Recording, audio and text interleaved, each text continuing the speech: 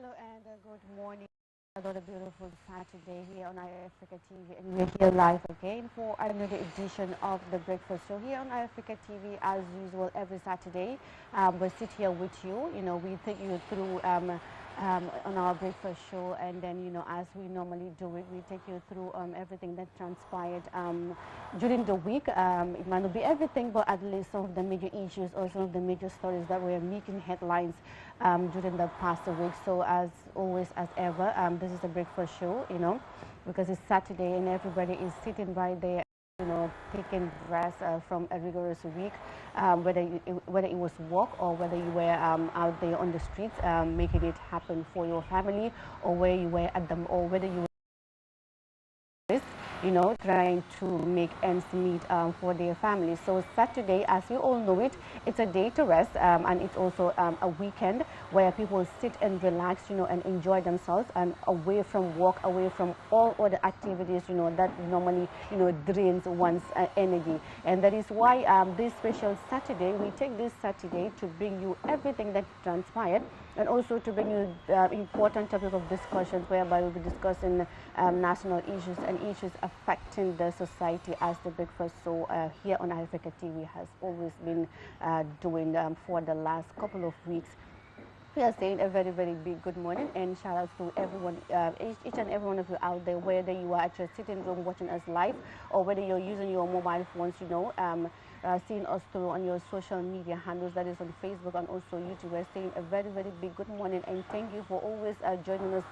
this time of the morning to watch the breakfast show and get everything that we're going to bring out to you. So today, as usual and as always, we have a very, very topic of discussion, a very important topic of discussion, and it is a national issue, we can say, and also a national concern, because it is a concern raised by so many people. That is why and Eyeafrica TV is always here to talk about that, to talk about issues, and also invite people who are relevant in those particular issues to talk to us, to tell us the do's and the don'ts, and also to tell us to find out solutions whereby we all can have one peace and then one a loving nation, as the Gambia is known for. So today our topic of discussion will be stunt. When we talk about stunt, it's about this car racing that children normally do. Not only children, also but adults as well. Using these cars on residents. Doing the stunt, affecting people. We have seen how on social media, and many people are talking about it. And these things are normally done in residential areas where people are living over very unsafe, as many people will say it, because this is about cars, and we all know how dangerous it is to do these kind of things in areas where people are living. So today is our topic of discussion, and we have important guests, like people who are afraid with these issues, and people who are taking care of such issues, who will be sitting here with us today to talk to us, and then to tell us about this issue, and then you will learn, we will learn, and also everybody else will learn. And as well, we will give you guys the benefit of the doubt, that is to call and then give us your opinion on whatever topic that we are going to put out to you today before we bring our guests. So it's another Saturday, and we're here for the breakfast show. Isran Eyeafrica TV ni ngi leen di nuyuwaat bu baax a baax ni ki niñ koy defee ci samedi bu jot indil leen li nga xam ne nag moo di ndékki li muy breakfast show ci nag anam bu nekk nga xam ne dañ leen koy indil di ci am nag ay gan yu am solo yoo xam ne dañuy waxtaanee ak ñoom ci tolluwaayu réew mi fu ci nekk ni ki niñ ko waxee nag réew mi réew ñëpp ñoo ko bokk, moo tax ku ñu nekk ñoo ci indi. politicien bi am na ci wàll, baykat bi, nappkat, sàmmkat bi, ku ne am na ci wàll. moo tax nag fu ñu ci bëgg a waxtaanee dañu dem jëli ñi nga xam ne ñoo ci rek daal di nekk, ñu ñëw rek waxtaanee li nga xam ne rek moo di réew mi. loolu yëpp nag lu ci am mooy ginnaaw Eyeafrica TV moom mooy baatu askan wi, di bëtu askan wi, moo waral lépp loo xam ne rek day neex askan wi wala loo xam ne day soxal askan wi dañ ci rek daal di dox. niki nag ñu leen koy defalee rek ci samedi bu jot, ànd cee génn nag ci fukki waxtu jàpp fukki waxtu ak ñaar, ak it nag ay gan yu am solo. te itam nag noonu lañ leen ko fàggule, am nañ ay gan yu am solo yoo xam ne ñu ngi toog di xaar. xam naa ne ci kanam dinañ leen dugal ngir rek waxtaanee li nga xam ne nag mooy tey jile li ñu fas yéene waxtaanee tey nag li ñu fas yéene waxtaanee ñu ngi koy wees ton ci anglais waaye nag bu ñu koy tekki ci wolof mooy rek mbege mooy rek ñi nga xam ne dañuy jëfandikoo wata yi di dawal di ci dàqalante ak yenn façon yi nga xam ne dañ koy daal di defale naam sax li nga xam ne mooy boo demee ci yenn réew di ngay gis ne yooyu dafa rek daal di sax dañ koy def dañ ci moo xam réewu tugal yi maanaam European countries yi ak yeneen ci réew yi yu ci mel ni réewu arab yeeg yu si mel yëpp da nga ko fay dal di nemmeeku mu doon loo xam ne po moo xam ne dañ ci dee dugg di ci rek man di sax mu doon loo xam ne sport la comme ni ki yeneen sport yëpp waaye nag fii ci réew mi tamit gis nañ ko fi waaye nag ci angle bi nga xam ne tey dinañ ko ci waxtaanee bokk na nag ci tey li nga xam ne moo jëm ci wàllu njàng mi ndax dañuy gis yenn ci xale yi nga xam ne dañuy jàng dañ leen di gis ci bu ñuy waral di am seen inter house dañ koy fay faral di defee léeg-léeg ñu koy nemmeeku sax si buntu school si yooyu yëpp ñu ko fay gis nag dinañ ci waxtaan xam naa nag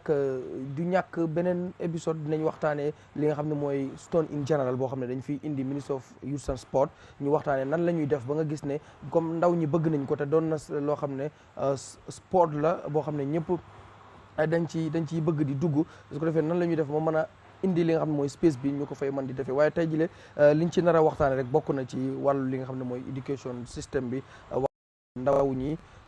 niñ ci rek di duggee ak léeg-léeg jéey yi nga xam ne dañ ko ci nemmeeku ndax léeg-léeg ñu gis ci ay accident yu ci am ci rek mbir moomu na waaye dinañ ci waxtaan tey tamit dinañ ñëwaat ci li nga xam ne moo dikk ci xibaar yi ñu leen di jox tey amal nañ leen ay ponku xibaar yoo xam ne dinañ leen ko digtalaat muy xibaar yoo xam ne bokk na ci xibaar yi gën a lëmbe semaine bi noonu lañ ko tànnee daal di lañ ko indil su ko defee dinañ ko daal di door waxtaan ci ak yéen ñi nga xam ne tam yéenay seetaan ni ki niñ koy defee am na pàcc boo xam ne dañu ubbi bu mu jokkoo gi su ko defee ngeen dugg laata suñu gan yi ñoom nag di dugg su ko defee nag ñu daal di waxtaanee li nga xam ne moo di topic bu ñu leen amal waaye nag laata loolu gan yi balaa ñuy dugg dinañ leen wax gan yi ñu fi am ñan lañ su ko defee nag yéen it ngeen xam tey ñan lañ am xam seen gan mën a toog seetaan leen ñoom it ñu daal di rek addu noonu lañ koy defee daal ci samedi bu jot ci rek bu fukki waxtu jotee jàpp fukki waxtu ak ñaar. Well, that is it. As usual, you're watching Breakfast Show here on Eyeafrica TV, and without wasting much time, we'll go straight to our stories. We have a couple of stories that we're making rounds in the Gambia and also outside as well. We may not bring you everything that transpired or each and every single story that Eyeafrica published last week, but as usual, we only bring like stories that are making rounds that are particularly important for you out there if you are not able to watch the news or so. So we'll begin with the story because the Minister of the Bissau Minister of Natural Resources and the OMVG Chairman visit the Gambia. So Guinea-Bissau's Minister of Natural Resources and the Chairman of the OMVG Council of Ministers on Wednesday paid a courtesy call to President Adama Barrow. The visit of the delegation is to brief the President, who is the chair of the Conference of the Heads of State and the governments of the OMVG on the day-to-day operations and concerns of the OMVG. So we'll go with that story and come back.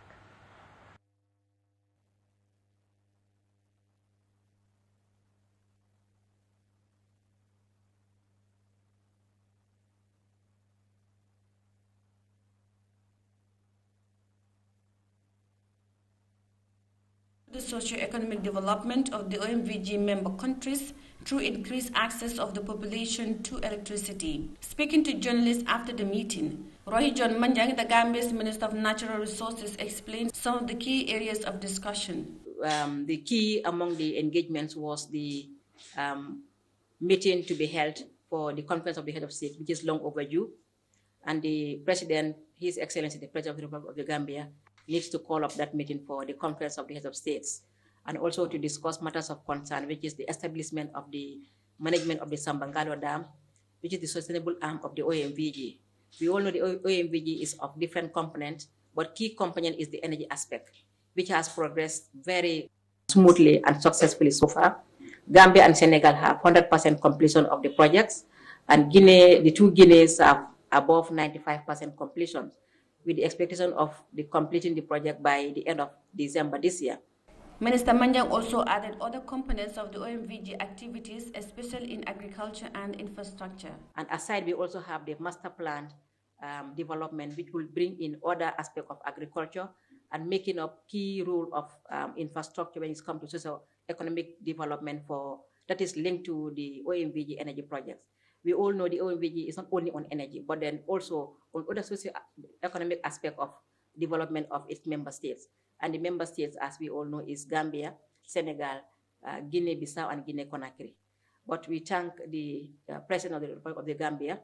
for calling up this meeting and also giving his support, as usual, to call up the long-awaited Conference of Head of States by the next ECOWAS meeting, and also to support in implementing and expediting the key projects that are withheld by the decision of the heads of states. The OMVG project aims to enable energy exchange and improve the quality of electricity supply in OMVG member countries by providing renewable, clean, and cost-competitive energy. The countries involved in the OMVG include the Gambia, Senegal, Guinea-Bissau, and Guinea-Conakry. The main beneficiaries of the project are the governments and populations of the 4 countries, which will notably benefit from increased access to electricity, the enlargement of the energy exchange system, and the creation of a regional electricity market. Reporting for Eyeafrica News, I am Mariama Cham. noonu la demee tey boobule ponk xibaar bokk na ci ponk xibaar yi nga xam ne ñëwoon na ci semaine bi mi ngi nag noonu ki nga xam ne nag moo di jëwriñal mandataire bu réewum Guinée Bissau maanaam seen ministre of natural resources lëkkaloog nag ñi nga xam ne nag ñooy délégation bu ŋànk li nga xam ne mooy OMVG project bi mu jëm ci li nga xam ne nag mooy wàllum électricité ngir rek ci réew yi nga xam ne ñoo ci rek bokk ñëwoon nag seeti ki nga xam ne mooy njiiti réew mi Adama Barrow ci makkaanam bi foofu maanaam ca State House ci Banjul doon ko nag xibaar maanaam update ko moom mi nga xam ne Adama Barrow ci conférence bi ci bi nga xam ne mooy boobule kuréel moom moo nekk ci bopp bi ngir rek jox ko fan lañ toll ci liggéey bi waaye tamit nag yenn ci jafe-jafe yi nga xam ne ñu ngi koy jànkuwanteel waaye tamit ci li nga xam ne moo jëm ci wàllu saafara maanaam solution yoo xam ne bëgg nañ ko ci rek daal di indi loolu yi nag lañ doon waxtaanee foofu ki nga xam ne nag mooy jëwriñal mandataire bu réew mi maanaam ministre of natural resources bu réewum Gambia moom itam nag daal dina yëkkati ay kàddu ginnaaw ba nga xamee ni gisee na ak njiiti réew mi Adama Barrow ak ñi mu àndaloon ba noppi daal di nag wax li nga xam ne mooy OMVG project yan njëriñ la mën a indil réew yi ci bokk wi ci mel ni Gambia, Guinée Bissau, Guinée Conakry ak Sénégal njëriñ yi nga xam ne mënees na leen ko indil ci wàllu électricité naam it nag jafe-jafe yi nga xam ne nag ñu ngi koy jànkuwanteel nes lañ koy def ba daal di koy rek saafara loolu itam nag daal dinañ ko fay waxtaanee waaye lu weesu loolu lu jëm ci wàllu li nga xam ne moo di ci agriculture muy ci mbay mi loolu itam nag ci projet boobu am na yeneen pàcc boo xam ne bëgg nañ ko ci rek amal su ko defee rek ñu gën a suqali loolu yéene nag li nga xam ne mooy projet boobu muy OMVG mooy fexe rek réew yi ci bokk yëpp wàllum électricité du doonati jafe-jafe ci ñoom maanaam ñu daal di teggi coono bépp boo xam ne dañ koy dund ci wàllu électricité ñu daal di koy teggi waaye itam nag gën a mën a yaxanal waaye suqali lu jëm ci wàllu électricité ci réew yi ci bokk yëpp bu ci mel ni Guinée Bissau, Guinée Conakry, réewum Gambia ak ca réewum Sénégal. Garmi, we will still continue with the stories that we have, and this one it's outside the Gambia, which is our neighboring country, Senegal, because the Senegalese president Macky Sall has renounced his bid for the third term. After more than a year of suspense and tension, Senegalese President Macky Sall announced on Monday, July 3rd, that he will not run in the 2024 presidential election, as the tension emanated for the past year. His opponents considered his candidacy as illegal, as the constitution limits the number of terms to 2. But still, his announcement in a televised address came after a group of mayors signed a petition on Saturday urging President Sall to seek re-election in the polls set for February 2024 next year. Let's go with that story and still come back. Macky Sall said his decision is not to be a candidate in the 2024 presidential election, even though the Constitution grants him the right to do so. Speculations about Sall's intention to run for a third term had fueled protests over the past year after the opposition said running for a third term would be unconstitutional. However, on Sunday, opposition leader Ousmane Sonko called on his supporters to take to the streets if the president announced his intention to take another shot at the presidency. Sonko had long called for the president to bow out of the 2024 election publicly, accusing Sall's government of bringing court cases against the opposition leader to sideline the competition ahead of the February election. Already, a wave of deadly protests erupted last month over a court case in which Sonko was sentenced to 2 years imprisonment after being convicted of corrupting the youth. The government says at least 16 people died in the unrest, while the opposition has put the figure higher at 19. Sall, who was elected in 2012 and re-elected in 2019, has for months remained to show his intention to the public whether to seek a third mandate or not. The Constitution stipulates that a president cannot serve more than 2 consecutive terms, but the president's supporters argue that a 2016 constitutional revision has reset the clock. There have been widespread fears that Sall's declaration about his political future could spark new waves of unrest throughout the West African nation that has been long viewed as a basin of stability in an otherwise politically turbulent region. Sall became Senegalese president in 2012 after prevailing against an incumbent president, Abdoulaye Wade, whose decision to seek a controversial third term prompted violent street demonstrations. Wade ultimately conceded defeat after a run-off between him and Sall, his former protege. In 2016, Sall amended Senegalese constitution to set a 2-term presidential limit. His supporters maintained that his first term under the prior constitution shouldn't count though. As recently as this past weekend, Sall was heard saying that the country's constitutional council would allow for his candidacy, fueling speculation he would announce his third-term bid. Reporting for Eyeafrica News, I am Mariama Cham. mi ngoog ñu daal di jàllaat ci beneen ponk boobu di fële ci réewum Sénégal njiiti réew ma di Macky Sall ginnaaw ba nga xamee ne nag ñeenti at ñoo ngi saxal ci noppam yi ngir rek mu bañ a daal di def ñetteelu kay maanaam tartaam loolu nag doonoon loo xam ne yitte la ju rëy ju ci rek réewu Afrique yu bari sax amoon ñi nga xam ne ay activiste lañ ñoo xam ne dañuy doxal lu jëm ci rek ci wàllu démocratie njiiti réew mi nag di Macky Sall ci altine dëppook li nga xam ne rek moo di ñetti fan ci weeru julaay ci la rek daal di génn nag daal doon addu ci Sénégal ci la leen xamle ne moom du bokk rek ci jongante yi tànn njiiti réew yooyu ñu dëgmal ci ñaar fukki fan ak juróom ci weeru février ci atum 2024 ci noonu nag daal di xamle loolu wax jooju nag daal di am lu bari lu mu delluwaat ci Sénégal ndax nag gisoon nañ ne bari na ay yëngu-yëngu yu fa doon xew ci rek ay jàppante ci diggante ñi nga xam ne ànduñu ci Macky Sall ngir mu def ñetteelu kay naam sax waxagu woon dara ci lu jëm ci noonu waaye nag bu ñu sukkandikoo nag ci xibaar yi fa jógee nag tukkee ci ki nga xam ne mooy jëwriñal biir réew mi maanaam ministre of interior bu Sénégal di Antoine Félix Diome daal di xam ne lu toll ci fukki bakkan ak juróom-benn rot nañu ci ñaari fanu juin ci rek jàppante yu xewoon foofee ci réew ma ci noonu nag ginnaaw wax yu bari ba nga xam ne nemmeekuwaat nañ ay fara maanaam ay méyos yu bari lu toll ci 400 méyo ak juróom-ñett fukk ak ñaar yoo xam ne demoon nañ ci njëndal réew ma maanaam State House ca Sénégal doon rek wax ne Macky Sall lañ bëgg mu teguwaat ci réew ma maanaam mu def ñetteelu kay waaye nag loolu ci dibéer gi la xewee woon ci ñaari fan ci weeru julaay maanaam dimanche bi loolu nag weesoo ci ëllëg ci la Macky Sall daal di àddune moom du def ñetti kay ndax waxoon na ko bind na ko ci ab buk daal di na ko it waxaat ci ba muy rek ñaanaat réew mi ci ñaareelu mandat nee na nag fii la daal di rek yemale li nga xam ne rek mooy mbir mi waaye dina nag daal di amal élection yu jaar ci yoon ba rek ñaari fan yi april ci atum 2024 mu daal di jël lenga yi jox ko ki nga xam ne moom la Sénégal tànnaat ci bu ñu demee ci mbañ gàcce yi ba noppi. still rek ñu mujjante ñu def suñu story si beneen si story bi ni mooy suñu mujjanteelu story balaa ñu invite suñu guest yi ak li nga xamante ne ñooy li ñu war a waxtaane tey we'll still go with our story and which is the last story before we invite our guests to come and discuss our topic of discussion, which is stunt. So this one is Gambians continue to face inadequate electricity supply. Now, the Gambia has been grappling with persistent issues of inconsistent electricity supply and a significant increase in cash power tariffs. Now, despite repeated measures from the government to address these problems, people continue to suffer from unreliable electricity and rising costs. People continue to express their frustration over the inconsistent supply of electricity and the significant increase in cash power. Now, according to reports, citizens across the country have been grappling with frequent power outage, leaving households, businesses, and essential services in the dark for extended periods. Now, this unreliable has hampered economic activities and disrupted daily life for many people in the Gambia. Let's go with that story and then come back.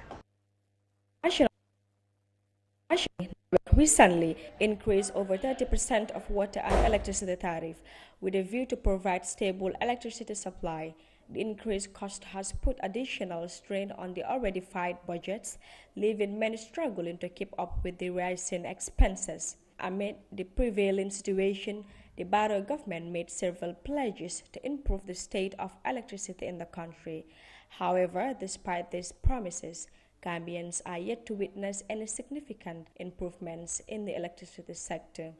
Among several initiated projects to support Gambia's electricity supply, the European Union recently granted £24 million to the Gambia Renewable Energy Project through the Global Gateway Initiative. The project aims to electrify schools and health centers across the country with reliable green energy. Over 100 rural schools and 100 health centers are set to benefit from the installation of solar panels, battery technology, and network connectivity. This investment is part of the Total Team Europe initiative, which includes contributions from the European Investment Bank and the European Union. The total investment in the Gambia's electricity infrastructure now exceeds £100 million. Despite these efforts, many Gambians remain skeptical about the impact this investment will have on their daily lives. The lack of progress in improving electricity supply and the significant increase in cash power tariffs have left citizens questioning the effectiveness of such initiatives. In light of the persistent challenges faced by Gambians, it is crucial for the government and relevant stakeholders to prioritize the implementation of sustainable solutions that will provide consistent and affordable electricity to all citizens. The success of the Gambia Renewable Energy Project and other initiatives will be closely monitored by the public, who are eagerly awaiting tangible improvements in their electricity supply. Until concrete action is taken, Gambians will continue to endure the hardships caused by inconsistent electricity and the financial strain of increased tariffs, highlighting the urgent need for a comprehensive and effective resolution to this. Khadija Tujala, reporting for Eyeafrica News. bi li nga xam ne nag mooy ci wàllum électricité ci réew mi fii nawet ñu ci bëri ci askan wi di jooy li nga xam ne mooy xuy xamaj maanaam rek ñàkkum électricité ci ñetti fan yu weesu ne li nga xam ne dafa takkarnaase woon ci réew mi donte que nawet génne woon na ab statement di rek xam le ne amoon nañ yenn jafe-jafe yu ñu amoon ci barab yi moo waraloon mu xuy xamaj yi wala sax light li muy dem on and off bi takkarnaase woon loolu nag daal dinañu ko xamle MC tey ji nag topic bi nga xam ne nag jël nañ ko fas yéene ko waxtaanee boo xam ne laata ñuy dugal suñu gan yi mooy nawek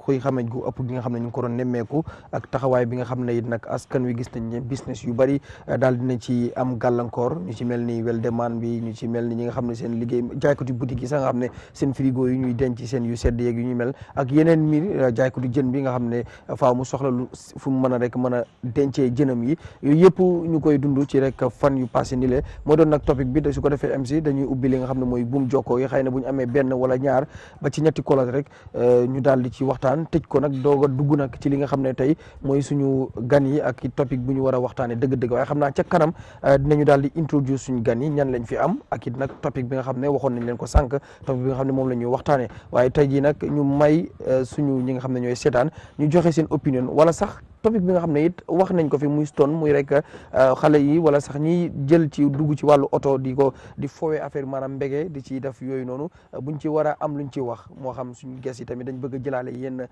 laaj samp ko pour ñu laajal leen ko suñu ges ñu fi am tamit amul benn problème MC noonu lañ koy daal di rek doxalee ak ñuy seetaan Eyeafrica TV di leen wax ne rek bu fekkee yaa ngi soog a seetaan wala yaa ngi soog a jàpp sa télé juumuloo yaa ngi seetaan Eyeafrica TV rawatina ci jotaay bi di good morning di breakfast show maa ngi bëgg a dem ci ñoom Amadou. yaa ngi bëgg a dem ci ñoom Amadou nekk lu am solo parce que fan yi gis nañ ne li nga xamante ne mooy courant bi taxut a taxaw noonu si on and off la nit ñi dëkk ba am nañu si xamante ne sax ñu ngi génn di ñaatu ci nguur gi pour ñu dimbali leen su dul nawet parce que dafa nekk courant dafa nekk loo xamante ne lu am solo la lu am solo la si réew lu am solo la si business lu am solo la si kër yi parce que tey suñu ne business tey ñi nga xamante ne ñooy jigéen ñi jaay jën yi ñi nga xamante ne ñoo am yeneen bagage am ne daf dee gaaw a yaaxu ñu ko def seen fridge yi léegi-léegi su courant bi commencé commencé di on and off ni dañ dee ñàkkal see lu bari si li nga xamante ne mooy seen bagage yi surtout jën yi parce que foog ñu soxla glace te glace boobu noonu foog ñu soxla fridge boo xamante ne dañ ko faa def mu wow ñu mën a jël glace yi seen jën yi pour ñu mën ko mën a jaay su fekkente ne toog nañ ay diiri fan courant bi taxawut di on and off wala buy ñëw less than 20 minutes mu demaat nga dem ak ñëw boobu noonu nekk na nga xamante ne ñu bari joytu nañ ko ne mu ngi yaxal lii ni seen bagage ba pare nit ñi tamit on and off bi ñu si bari ñu ne daf lay yaxa seen bagage yi si kër yi maanaam télé yi ak fridge yi microwave yi comme yaa xam daal lan nga am sa kër loo xamante ne courant moo ko dee yóbbu dañ comme ñu ngi joytu ne sax daf leen dee mën a daf dee nekk jafe-jafe si seen kaw parce que on and off bi léegi-léegi daf dee yaxa ay bagage mu nekk loo xamante ne askan bi ñu koo joytu ak nawek ak tamit transport bi nga xamante ne yokk nañ ko ba pare ñu wàññi li nga xamante ne mooy power parce que fi nekk nii ñu ne soo jëndee $100 war nga waroon a am 10 points waaye doo dee am 7 nga dee am wala 7 ak half ak yooyu noonu ñu ne tamit loolu yokk courant bi ba pare te courant bi tamit nekkul loo xamante ne dafa stable nit ñi joytu nañ ko bu baax a baax te ñu ngi sukkandiku si nawek pour rek ñu jàppale leen pour rek ñu make sure ne courant bi stable na parce que gis nañ ne daal depuis bu first taw bi ak second taw bi commencé rek si la courant bi commencé di indi ay jafe-jafe si réew mi wala si nit ñi mu nekk loo xamante ne nit ñaa ngi ko joytu ñu seet rek ndax nawek ak li nga xamante ne mooy government bi dinañ try pour ñu make sure ne li nga xamante ne mooy electricity bi stable na fii nii si biir réew mi ñu bugg a si xuus tuuti rek ak yéen bi nga xamante ne yéen a ñoo seetaan balaa ñoo ñëw si suñ topic of discussion bi nag comme ni ko kar bi waxee stunt nag suñ ko déggee ñu bari dinañ xam ne comme xale yi jël moto yi du ay xale sax ay mag tamit nekk si biir réew mi di dawal ay moto si ay anam yu doy waar yu nga xamante ne nit ñi fuñ dëkka si yoon lañ ko de defee maanaam si koñ yeeg si yoon yoo xamante ne nit ñi dañ ko di use mu nekk loo xamante ne ñu bari wax nañ ne dafa di andi jafe-jafe yu bari parce que uurut parce que ñu ngi ko def si place yoo xamante ne nit ñi ñu foofu noonu mu nekk loo xamante ne lu am solo la gar bi su amee ñaar wala ñetti kola rek balaa ñu dugal suñ gan yi courant bi daal problème la waaw mi ngoog Gambia dafa yàgg dund jafe-jafe ci wàllu électricité xëy na recently gis nañ tamit ndax su nit defee effort war nga koo mën a wax laata it bu defee loo xam ne balaa ngay criticiser tamit da ngay gis ne bu fekkee am na lu mu def ndax boo xoolee in 2016 bi change of government amee gis nañ tamit ay effort yoo xam ne it gis nañ ko ci nguuru Gambie régime bu bees bi def ci wàllu li nga xam ne mooy électricité waaye it nag gis nañ ne ba tey li askan wi gën a soxla ci wàllu li nga xam ne mooy stable maanaam électricité boo xam ne xëy na mën naa dem benn nañ wax lessee sax benn semaine boo xam ne sax duñu nemmeeku on and off waaye tamit wala sax bu demee du yàgg waaye bi yoon yi da ngay gis ne courant dina dem lu yàgg ndax am na ku ma ci wax ne mooy ñoom seen kër amoon na benn bis bi dafa wàcc ay boori 3 dem amul ñu laayit ba 3 si guddi la laayit doog a ñëw xëy na tey ñu ngi wax électricité kese waaye am na ñoo xam ne dañ lay wax ne la ndox duñ koy am maanaam wala buñ koy am guddi yenn time bi la ñuy doog a am ndox maanaam bu ñëwee ba ay 2 si guddi la ñuy am ndox ba 6 am ci suba ndox mi dem da ngay gis ne kon ñoom ñu ci bari dañuy xëy di fanaanoo root léeg-léeg bu fekkee du sa kërug bokk la da ngay gis ne pompe bi sax da ngay rang doo mën a nelawati da ngay noonu yooyu nga war a xëyaat continuer dem liggéeyi dafay doon loo xam ne lu métti lu ci mënti am tamit xam naa du ñàkk Eyeafrica TV moom li muy def mooy ñun du ñuy toog fii di wax naan nit ñu ne dañuy bëgg di dem ci nit ñi wax waaye dem ci ñi nga xam ne tamit ñooy autorités yi ñu ñëw wax lan mooy jafe-jafe bi du ñàkk benn bés Eyeafrica TV dina lañ indil naweek seen directeur bi fii ñu waxtaanee mbir mi jafe-jafe yi ak solution yi yéen tamit ngeen mën a daal di seetaan su ko defee rek bu fekkee ne ci buumu jokko yi xëy na ndax time mi ngi dem tey ñu ngi am lu ñu war a waxtaanee lu bëree bëri su ko defee rek ñu daal di nag ñëw jublu si suñu guest yi ndax nag tey Mariama Thiam am nañ fi ñaari guest yu am solo ak it nag ki nga xam ne mi ngi ñu fi war a fekk si ci rek fi nga xam ne mooy ci jotaay bi ci kanam waaye ñaar ñi nga xam ne nag ñëwaguñ leen kenn ki bokk na ci ki nga xam ne nag mooy Ibrahima Sissaho moom bi nga xam ne nag ci moom it mën nañ koo wax taskatu xibaar rek ndax ci Gambia Police Force la jógee waaye nag ñëw daal di fi teewal ñi nga xam ne ñoo di ñu yore seen communication wala kaddu police yi foofee waaw Modou Moussa Sissaho moom lañ fi rek daal di am su ko defee rek moom presse officielle la fi nga xam ne mooy ci Gambia Police Force dinañ ñëw nag waxtaanee ak moom ci ponk bi nga xam ne nag moom la ñuy waxtaanee tey fii ci breakfast show waaye tamit ci sama beneen wàllu wet gi ñu am fii Mr Guèye moom mi nga xam ne nag vice principal la ci Kanifing ci Kanifing School moom tamit dinañ ñëw ñu waxtaanee ak moom ci seen rôle principal yi waaye dinañ waxtaanee tamit li nga xam ne mooy ci wàllu li nga xam ne mooy éducation njàng mi waaye tamit waxtaanee tamit ci li nga xam ne mooy stone ndax dañ fiy gis student yoo xam ne dañ ciy bokk léeg-léeg tamit ñuy gis seen interhouse yi bu ñu koy amal da ngay gis léeg-léeg ñu bari dañuy def lool dañ ci nemmeeku yenn tamit jéye maanaam ay accident yoo xam ne dañ ko ci dee gis léeg-léeg tamit am na recently xam naa loolu dinañ ci dikk ci kanam gisoon nañ ci benn school muy Saint Joseph gis lu mel noonu foofu ba ay daal di wax ne am na ñaari gone yu ci rek jëlee ay gaañu jokk woon nañ fexe nañ pour jokk gars yi waaye mënuñu woon leen a am ndax try nañ leen ba sonn ngir mënoon a gën a leerlu boobu leen xibaar waaye lu ci mënti am rek tey loolu yi mooy suñu topic jëluñ ko nag in general ndax boo xoolee stone in general boo demee ci yeneen réew yi da nga gis ne sport dañ koy def sport nit ñi ñu ngi koy def government yi seen réew yi ñu ngi leen di jàppale di ko jaare seen Ministry of Youth and Sport ngir ñu jàppale ndaw yooyu wala jàppale ñi nga xam ne ñooy involve ci boobu la xeetu tàggat yaram mënees nañ koo woowee noonu waaye nag fii ci réewum Gambia bi si angle bu ñu ko jëlee nag bokk na ci student yi nga xam ne dañ ci dee involve rawatina si yenn place yu ñu koy amal ak challenges yeeg conséquences yi maay li nga xam ne mooy jeexital bi muy am muy impact yi nga xam ne daf koy am léeg-léeg nga gis maire buy jaay teg foofu place am ku dawal oto ba saaraan ñëw mbëkk foofu noonu yàqal ko njaay mi wala gaañ ko wala sax am xale yu cross yooyu yëpp dinañ leen wan it yeneen i vidéo yoo xam ne di ngeen ko fa gis foofee ci kanam waaye nag su ko defee rek laata nag ñuy nuyoo suñu gan yi xam naa ne dinañ gën a rek yaatal ci mbir moomu. Yeah, which is something very, very important because stunt is an issue that we have seen recently in the Gambia, and then many people, not us, because we're here as journalists, as a media organization to relate to you information and then to educate you and then also entertain as well. So this topic is it's a demand, we can say,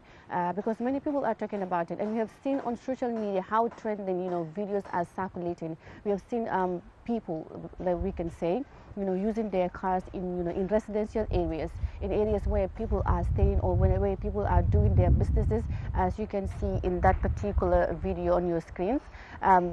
racing these cars, doing all sort of things. So this could, the driver could lose control and then, went into a shop or an individual selling on the streets, or people going their normal businesses, and this may cause accidents, this may cause loss of businesses on the highway. So which is something very, very important, which we are going to talk about today, as Garmi already mentioned. Our guests are here seated, and then we will go straight to the point. Garmi, mu nekk loo xamante ne lu am solo la parce que nit ñi lu ñoo joytu la mu nekk tamit loo xamante ne dafa doy waar because yow tey doo mën a nekk si yoon bi nga xamante ne nit yaa ngi fa comme ni ñu ko waxee rek sports la waaw dégg yeah, it's sports from other countries and many people are being paid millions for this. But what we are going to talk about is the challenges that we are having here in the Gambia, like the space that we are saying, the places where they normally do this stunt. It is normally on the highways and also where people are staying. That is the topic of focus today here. Okay. So, okay, monsieur balaa ñuy dugg sax suñu gan dama bëggoon contrôle room jaaraay mu tegal ñu vidéo bi ñu seetaan ko nga gis lu nekk ne benn vidéo la rek ñu dugg ñu seetaan ko xool ngir ñuy seetaan mën a gis fu ñuy waxee mooy jafe-jafe yi nga xam ne dañ ko ci nemmeeku ci space bi maanaam fu ñu koy defee léeg-léeg dafay xat ak it dañ ciy waxtaan ci yu bëri waaye laata ñu ciy dugg daal ba ci xuus nañ seetaan vidéo boobu te dellusiwaat.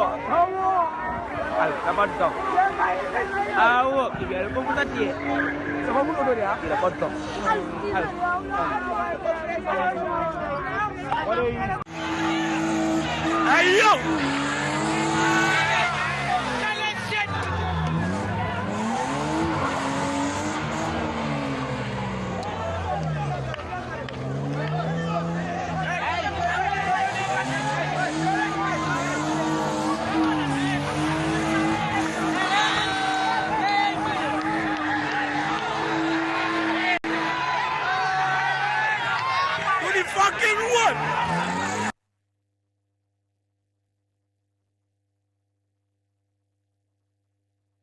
ki nekkoon ci di dawal wata boobu ni mu doon def ak gis nga ni mu ko doon defee yaa ngi gis ñu nekkoon foofu sax ci booram di yuuxu noonu tey ji moom mën naa lose control ndax machine la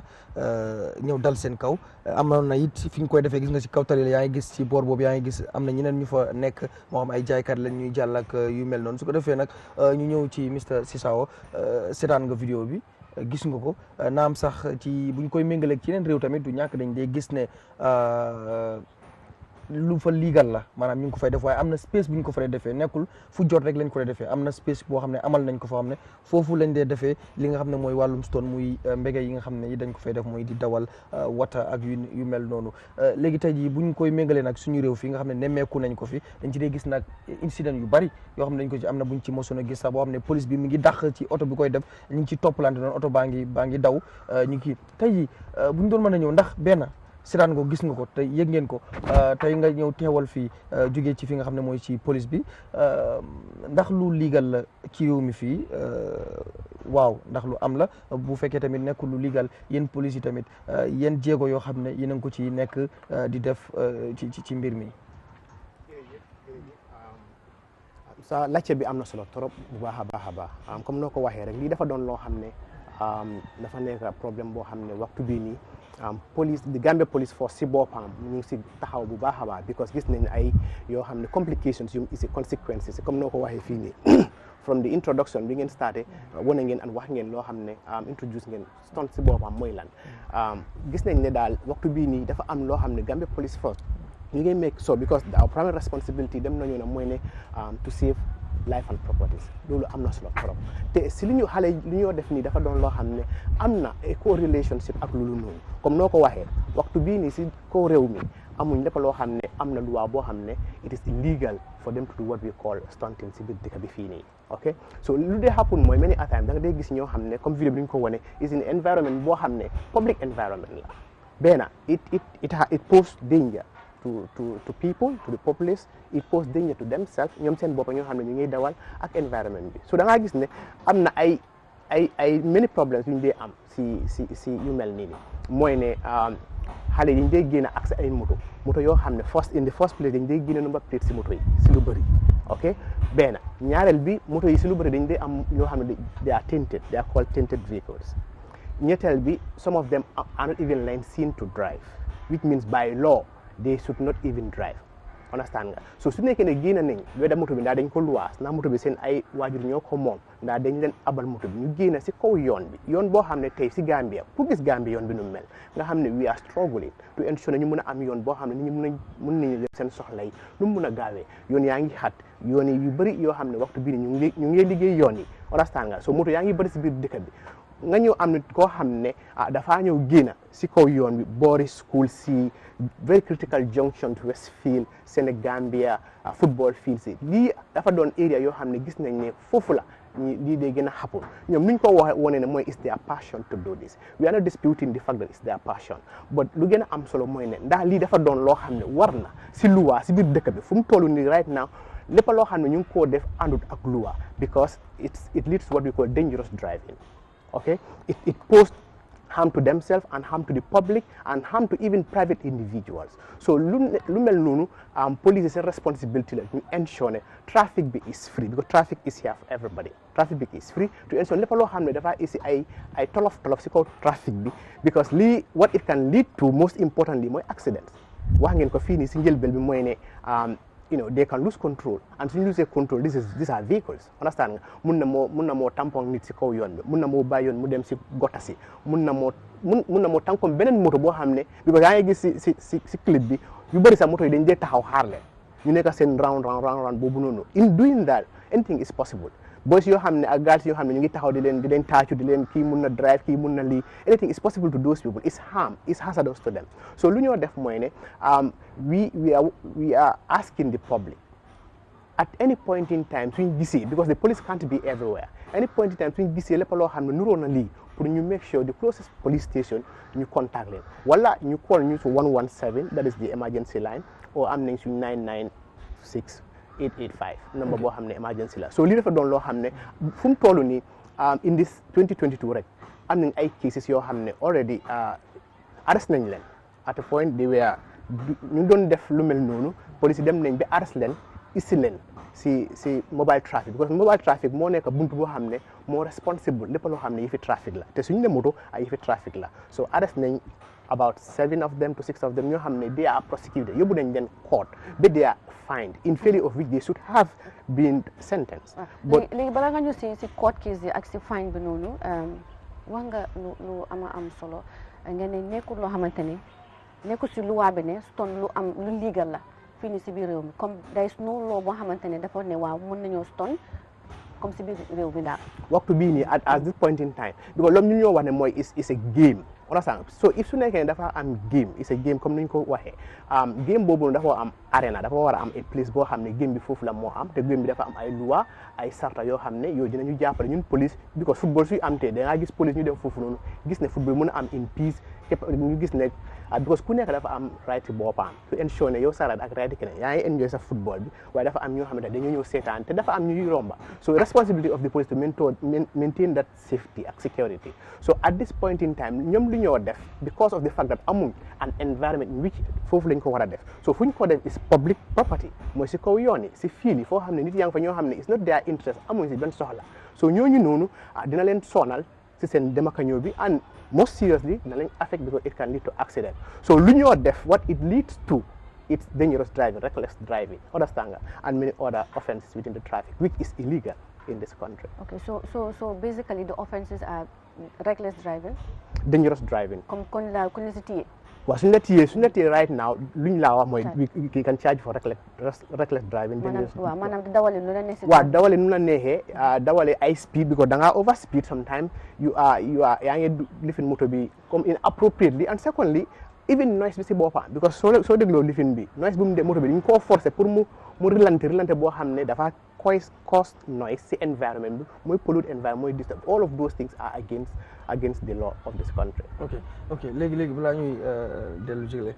xëy am na lu mu wax fii lu am solo loo xam ne MC loolu yi tamit mooy arena bi muy wax space bi muy wax ndax nee na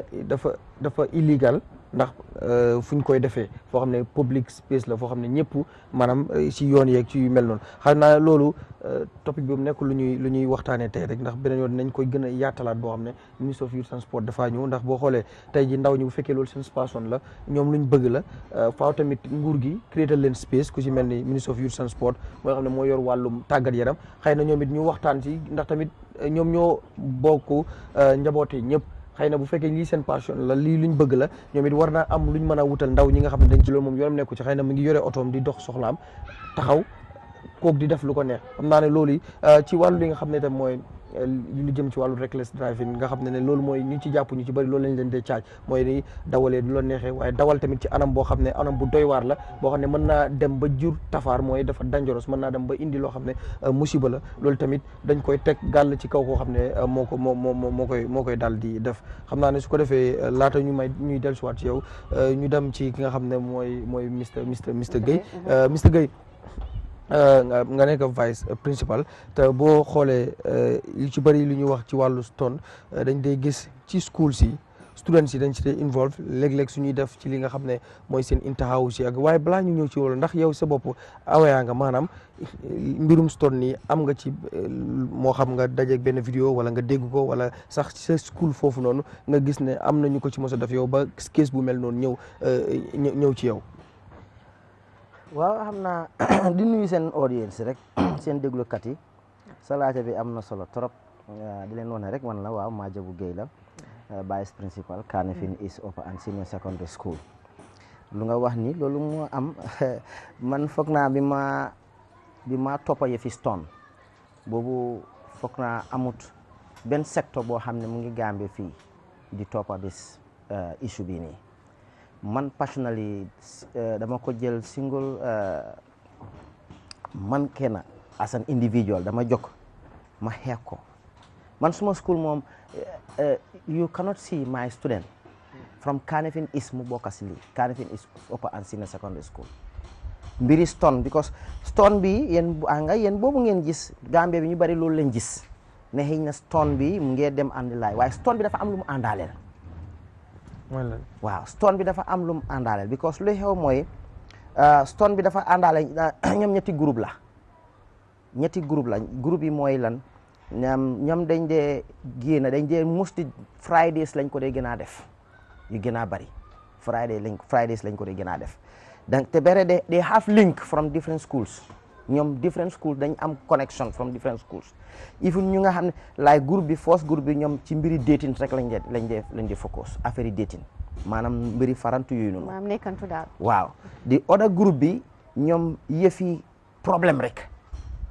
te ñoom they are proud to be part of those groups léegi sax dañ dem ba sax xale yi dañ am seen WhatsApp groups yoo xam ne dañ laa ne joinal sin donjon bi ci suñ groupe bi joinal sin donjon bi léegi da nga am school nangam because I don't want to mention names of schools waaye da nga am school nangam ak school A ak school B ak school B yéen seen school yow seen school def donjon boobu dafa niroog like a club in the school club boo xam ne ñoom groupe boobu lan mooy seen problème mooy ñoom affaire yi mbiri saga mbiri gambulin mbiri crime so ñoom ñi ngi dañuy am WhatsApp groupe boo xam ne ñi ngi am from different schools yoo xam ne nii di same ñoom ñi ngi am seen bigger WhatsApp groupe yoo xam ne nii police duñ ko xam yeneen school administrators duñ ko xam léegi ngay ñëw tamit jànxay tamit di same thing ñi ngi am seen groupe yoo xam ne yëfi farantu rek ci school bi ci school bi ci boppam dafa niroog like a club so club boobu noonu tamit ak another club comme noo amee sa ay SES club ak Red Cross clubs ñoom dañ ko am in different schools so what happen is ñooñu tamit ñoom nuñ dee defee seen programme tamit seen WhatsApp groupe bi lañ dee follow xale yi suñ dee génne pour stone tamit di same thing ñi ngi amee groups in the school pour stoning rek twinning so yow even su fekkee ne sax tey nañ ne tey Friday dafa war a happen yow securities mu ngeen a nekk di patrol sax ngeen tagget ne xëy na tey gars yi last Friday fii la woon ngeen dem mount foofu noonu sax da yéen da nga naa toog rek ñi jox leen xibaar ne hey fële ngaa toj fekk ñoom di last 1 hour or 2 hours ñoom already communiqué nañ seen WhatsApp groupe bi ne ma ne tey nañ tasee si Johnson nangam wala nañ tasee traffic light nañ tasee si fil nangam yéen da ngeen naa toog ngeen naa expect fi nga fekk fële fees na balaa ngeen a egga sax ñoom fekk rayante neen wala jox neen seen boppa problème loolu man for the past 3-4 years man dama ko doon xeex because first time fu mu startoon di happen si boori spy ba fil boobu noonu area Senegambia and also si boori fili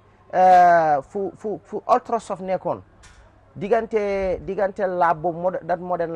lab bi benn school mu fa bugguma comme noo ko waxee bugguma oo turi tur waaye ci gannaaw lopitaan bi Kanifing bi soo duggee fu am na fil bu fa nekkoon first time da nga daan foog ne nii comme nawetaan fil bi daf dee first step because ñoom dañ dee toog ñu communicate Friday balaa ñoo 10-11 ñooñu yëpp yëg neen ko dooj neen from their school dem tasee foofu noonu di def stoning waaye man at first nu ma ko xeexee man ba suma school bokkuñ ci man dama amoon almost 3 koo xam ne ni mu maa toppa wala koo xam ne mu ngi suma school lu ma laa xam ni soo ko laajee na la man naa ngi amee ñetti different uniforms yoo xam ne they are not nekkul uniform yi suma school for the past 5-6 years biñ starté loolu dama dee sol uniform yi beneen school ma dem yow sa boobu waaw man suma boobu ma dem dugal seen biir dama dee yor ñëw ba su ma gisee suma benn student ma ne la tab ñi xoolante si bët ma ne la génnal ndànka waaw suñ génnee ba fi ma yóbbu la si moto bi jël baag bi sa baag bi dugal si maal bi tëj na la accat yóbbu ci school bi paak lu ma suma staff yëpp ñu ngi déglu understand so bi ma starté loolu muy inter house muy lu nekk du affaire yi inter house time Friday yëpp lañ ko dee def so bi ma starté loolu noonu even inter house si dama dee sol beneen uniforme ma dugal si stadium bi jàppa almost 4-5 because xale yi ñoom soo jàppee 4-5 rek news bi daf dee spread dañoo ne Mr Gueye mu ngi si biir understand lii am na ba pare already jàppa naa evidence am naa evidence so ñoom loolu su ñëwee ci école bi dañ ko waxtaanee man loolu laa def bi ma génne this problem of stoning yi ak di bàyyi école bi dem toppa inter house loolu laa def ba génne ko suma school all those things waaye luy xew mooy lii dafa am ñu ko dee def waaye dafa am ñu ko dee facilitate understand ba pare tamit dafa am ñoo xam ne police yi mënuñ si dara because ay borom kër leen xale yi ndaw yoo xam ne ay 18 years leen waaye de ay borom kër leen understand mooy lan di nga gis xale boo xam ne ci biir kër gi xale boobu noonu mooma benn màgget ñoo fa nekk benn màgget moo fa nekk wala moom ak yaayam ñoo nekk si école si kër googu noonu xale boobu moo nekk comme laaj bi borom kër bi ñu si des yëpp ñu ngi Europe xale boobu moom la ñu senal money turu seen fils money bi everything moom lañ ko dee senal moo ko dee def withdraw mooy joxe dépense si kër gi seen bindaan bi understand mel na maam lañ fa nekkal wala benn anti koo xam ne kooku sax dañ ko ñëw rek pour mu ñëw si bokka ci kër gi waaye xëy na sax amul fa dogal ba pare xale baa ngi dem school grade 10 ou grade 11 ou grade 12 kooku noonu borom kër la kooku moto boobu noonu saa yi ko neexee génne ko anytime ba pare boo yooyu sax su ne restaurant ñoom ci seen boppa ñoom dañ jël moto boobu ñoom ci seen boppa di ko luwaas seen yeneen moromi xale yi ay soo indee 1005 ñu jox la ko luwaas soo indee 2000 ñu jox la ko luwaas waaw ba pare ñoom every Friday ñooñu dañ dee collect lot of money some of those boys te ay student dañ ñu am ne yéen school every Friday dañ dee collect lot of money ay 10,000 ay naka su du ñoonu suñ dee def noonu la te lu ci gën a bari tamit ñoom ku nekk ñoom am neen ay tur man dama dee dugg seen biir ñoom dee know very well dama dee sol uniform of another school ma dugg ci seen biir am neen ay turi del ko ay xam sa naka turi bari lañ am yoo xam ne ñii ay naka la ay kundang nga la naa ooyee ci biir tonen bi. te lii ay student kese. waaw ñoom sax tey suñ na tey del ko dafa war a ñëw loolu ñoom xibaar boo xam ne la ñoom ñëpp dafa mel ni rek nga ne Ronaldo is coming to the Gambia dañ laa ne del ko kii ku garaaw la. ci tonen dañu am ay chef. so yow sax su fekkee ne nekk nga school administration boo xam ne you are not strong so utulee sa school Friday half school bi yëpp doo leen gis bi del ko xaw ma naka understand te nu ma la ko waxee rek dañ dee am seen WhatsApp group di next thing lu ma def man pour stop ko man dama ko wax man wax naa ko suma school sax ñoom munuñ maa tere ma nekk seen biir man every time soo leen ñëwee ma miin xale yu nga xam ne dañ stoppoon dama leen day jox suma beneen line ñu ngi maa dégg waa munuñ si dara dama leen day jox suma beneen line boo xam ne boobu laa leen di wax ne ñu dugal ma si seen groupe bi dëgg la yéen human right li fi ne wax ne nii amuloo right xale yi seen privacy waaye man dama ko def pour contrôle suma xale yi dama dee am suma benn nombre dama leen ko dee jox one of the kids na ko dugalal ma ko ba pare mu def fa nataali jigéen du ma comment loolu yëpp pour waaw du ma comment pour ma monitor suma xale yi so da ngay ne man every week dem naa fi gis nga 2 weeks back jàpp naa ñetti groupe yoo xam ne yëpp dañ organise ba dee party time school hours dem luwaas benn place boo xam ne nii last year jàpp naa 3 this year bii nii jàpp naa 3 boo xam ne nii dañ luwaas benn appartement bu garaaw less than 7 of them ak seen boy te ñu ngi luwaasee place bi $10,000 mu ngi am swimming pool everything waaye seen communication yëpp because maa ngi seen groupe bi maa ngi ko follow nuñ doon direct wante man dama bàyyi ba affaire si setul ma ñëw man tam ci place bi ñëw feeñ soo leen fekkee ci biir ndox bi gars yi ak nuñ doon def ak seen they are almost naked man naa ñaan sécurité bi te this is the third time maa ngi ko def ma ñaan sécurité bi na ko ne fii la baa dee bi nekk mu ne ma waaw ma dugga si biir bi ma duggee yam ñoom ñi nañu gis ma rek sa daw ci flower li fin si piriri Mr Gay so man def naa ko 3 times ma dem ma gaadu kéeg bi sax kéeg bi laa gaadu bugg a génn nag sécurité bi non man c'est business plan nii ma ne ok no problème ma dem jël ñaar yóbbu ko si school bi lu ma wax rek mooy ne dañ am a problème when it comes to this stunning environment bi ñu ko defee ay kilifa ñu ngi fa there are councillors there are MPs there are imams there are prominent people ñu nga xam ne without the police i màgget suñ jógee ay kilifa ci seen koñ boobu ngeen génna wallahi su ngeen waxee xale yi duñ ko fa defee waaye léegi ñun dañ dem to stage boo xam ne Gambia ku tamit foofu laay liggéey tamit waaye naa leen bileem tuuti mooy suma on ministre moo ne xam naa loolu da nga koy téye moom su ñëwee comme moom ñuy xaar téye ko fa moom permanent secrétaire bu ñëwee waaw nga laajte parce que mu ngi ne si place lañ ko dee defee MP ñu fa imam ñu fa waaye foofu loolu léegi xale yi fi ñu ko dee defee du foofu lañ dee dëkka ñoom dañ dee bëgg a place boo xamante ne xal naa lu ma miin mooy man gis naa benn place boo xam ne doñoon la comme noonu koy gars dañ fa dee gambule dañ fa dee póone dañ fa dee def lu nekk because man léegi-léegi tamit koñ yi ma nekk si biir estate bi yëpp koñ bu nekk dama fa bàyyi suma nombre gars yi estate ñu ngi maa déglu dama fa bàyyi suma nombre na leen suma student boo leen gis muy taxawaalu kool leen ma si suuf man dinaa ñëw ok monsieur Gueye waaye lu xew mooy lu ma xam mooy yow sa buntu kër sa premises area boobu noonu lañ wax ne traffic light area boobu noonu nit yaa ngi fa dëkka there are compounds soo gisee ay groupe ñi stade di ñëw dara ngeen kilifa yi ngeen oote wante ngeen ñëw oo xale yi ne leen nag ñun nag fii lañ dëkka ñun fii mooy fii lañ dëkka te nag su ngeen buggee def lii dem leen ngeen defee ko foo leen dëkka waaye ñun fii duñ ko fi alaaw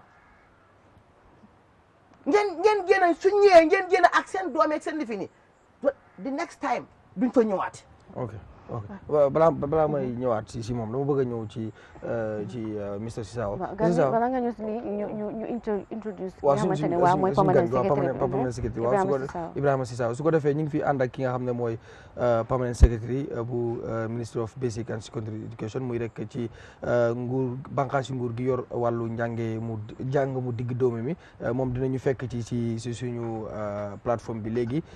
lii lépp nag tey lu ñu waxtaanee rek mooy Stone waaye jëlee ko ci angle bi nga xam ne mooy student yi si involve maanaam ñi nga xam ne ay student leen ndax tey gis ngeen Mr Gueye ki nga xam ne mooy vice principal bu Kanifing gis ngeen wax yi nga xam ne indi na ko ci yu bari yoo xam ne xëy na xamuñu woon ne sax noonu la doon demee nekkuñu ne dañ bëgg a wax ne Stone ñi nga xam ne dañ ko bëgg waruñu koo def waaye it di ko defee foo xam ne duñu gaañ keneen maanaam ci buñ use public space bi wala fi nga xam ne trafic yu si mel noonu tey loolu mooy sababu waxtaan bi tey su ko defee Mr Sissaw léegi dégg nga ki nga xam ne mooy Mr Gueye li mu wax ci wàllu Stone xëy na am na ay révélation yoo xam ne jaaxal na la wala bu fekkee xam nga mooy lu jëm ci xeetu ni ñu koy defee maanaam tey gis nga barab yi ñu koy def ndax foog ni ñu ko defee nii foogoon ngeen jot ngeen information yu mel nii comme tey lu mu ci wax nii yëpp ne léeg-léeg sax dafa am ay xeet bu ñu koy defee ñii dañ koy def mais ci nekkantu ñi def ko ci beneen anam ñi def ko ci beneen anam ndax yéen yi nga xam ne ay takk der ngeen yéen a war a sàmm kaaraangeeg askan wi lu ci mel ni xeet yi ñu ngi koy defee nii yow xamoon ngeen ko. jërëjëf kontaan naa trop si révélation si lu mu fi wax nii waxam bi neex na ma trop ndaxte man suma boppa jàng naa si lu bëri te xam naa si lu bëri diñ si jël waaye luñ mun a understand mooy ne police bi moom taxawaayam mooy ne lépp loo xam ne àndut ak loi si loolu la taxaw te suñu seetloo si système bu ñoo wax nii mooy ne suñu yoon yi la ñoo jël ñu suñu interest place bi mooy suñu yoon yi mooy public places yi understand nga nit am na right pour dawal moto waaye dawal moto da nga am ay prerequisites da nga am loo xam ne da nga regulations yoo xam ne da nga ko war a meet first you have to be 18 and above and you have to have a driving license which means you have to be qualified da nga war a qualified pour mun a dawal moto boobu noonu te moto boobu noonu dafa war a am ay kayit yoo xam ne jar na ko pour mu nekk si kaw yoon bi su dul loolu moto boo xam ne mu si kaw yoon bi amut kayit loi bi lu mu wax loolu la ñoo teg si yow now nga ñëw seet si stunt bu ñoo def nii ak fu ñoo def comme ni mu ko waxee am na ay groupe duñ dee come together pour ñu mun a dem def lii léegi suñ demee def ko ay béréb boo xam ne waruñ ko faa def foofu lañ am problème ak ñoom ndigte béréb boobu noonu nekkul pour loolu béréb boobu noonu pour nit ñi di rombala dem seen soxla ay yooyu noonu ndigte suñ ko fa defee dafa am ay jànkuwaat yoo xam ne nit ñi dañ koo am te loolu dafa lor askan nga baal ma de comme tey su ma la déggee ñoom ñi nga xam ne dañuy def Stone tey buñ jógoon def ko foo xam ne exemple tey ñu jógoon fi dem ci stadium bi defee ko fa yéen foofu seen yoon du ci nekk su nekkee ne am nga lu nekk luwaa moo ko doxal su nekkee ne léegi ministre youth and sport or government bi ñu responsible daal ñu ne léegi Stone si Gambie bi dañ ko def is legal dañ ko def si stadium bi loolu amuñ ci solo amuñ si problème li ñu fa am mooy ne suñ ko def foofu noonu security dañoo because they are going to look at all the security issues yu fa nekka yoo xam ne dëgg-dëgg lii mun naa am fii nii waaye soo seetoo suñu stadium bi ak fu mu toll nii I don't think ne it's the right place pour ñu def loo xam ne mun na ni waaye li maa wax rek mooy ne Stone bi si boppam lu moo jur waxtu bii ni si biir dëkk bi loolu moo gën a am solo te ndik loolu duñ mun a bàyyi xale yi di dem si kaw yoon bi def loo xam ne dafa jur tolof because what is important is that we have to save properties we have to save life loolu moo gën a am solo te lu ñoo def dafa am direct relationship ak loolu noonu ndik te moto yi ñoo dawal si kaw yoon bi benn moto yi si boppam whether they are in good condition yoo xam ne war nañu nekk si kaw yoon bi la des benn wax na fi ay wax yoo xam ne xale yoo xam ne mun na am amuñ 18 waaye ay borom kër lañ am nañ ay moto yoo xam ne ñu ngi ko génnee si biti so dafa mel ni responsibility boobu noonu because we have guidance kooku noonu dafa war a am guidance koo xam ne si loi bi képp koo xam ne is less than 18 dafa war a am guidance understand nga léegi su nekkee ne kooku mu ngi génne ak moto boobu noonu si kaw yoon bi di dem sonal askan bi public interest is very important te public interest boobu noonu loolu la ñëw ut mooy ne képp koo xam ne mu ngi si biir dëkk bi am na loi am na right pour génn si kaw yoon bi dem dox soxlaam dem ak ñëw fekk kenn du ko sonal amul si benn loraange waaye su nekkee ne te fu ñu toll nii ñun Westfield can you imagine Westfield man suma booba maa ko gis Westfield nu mu xatee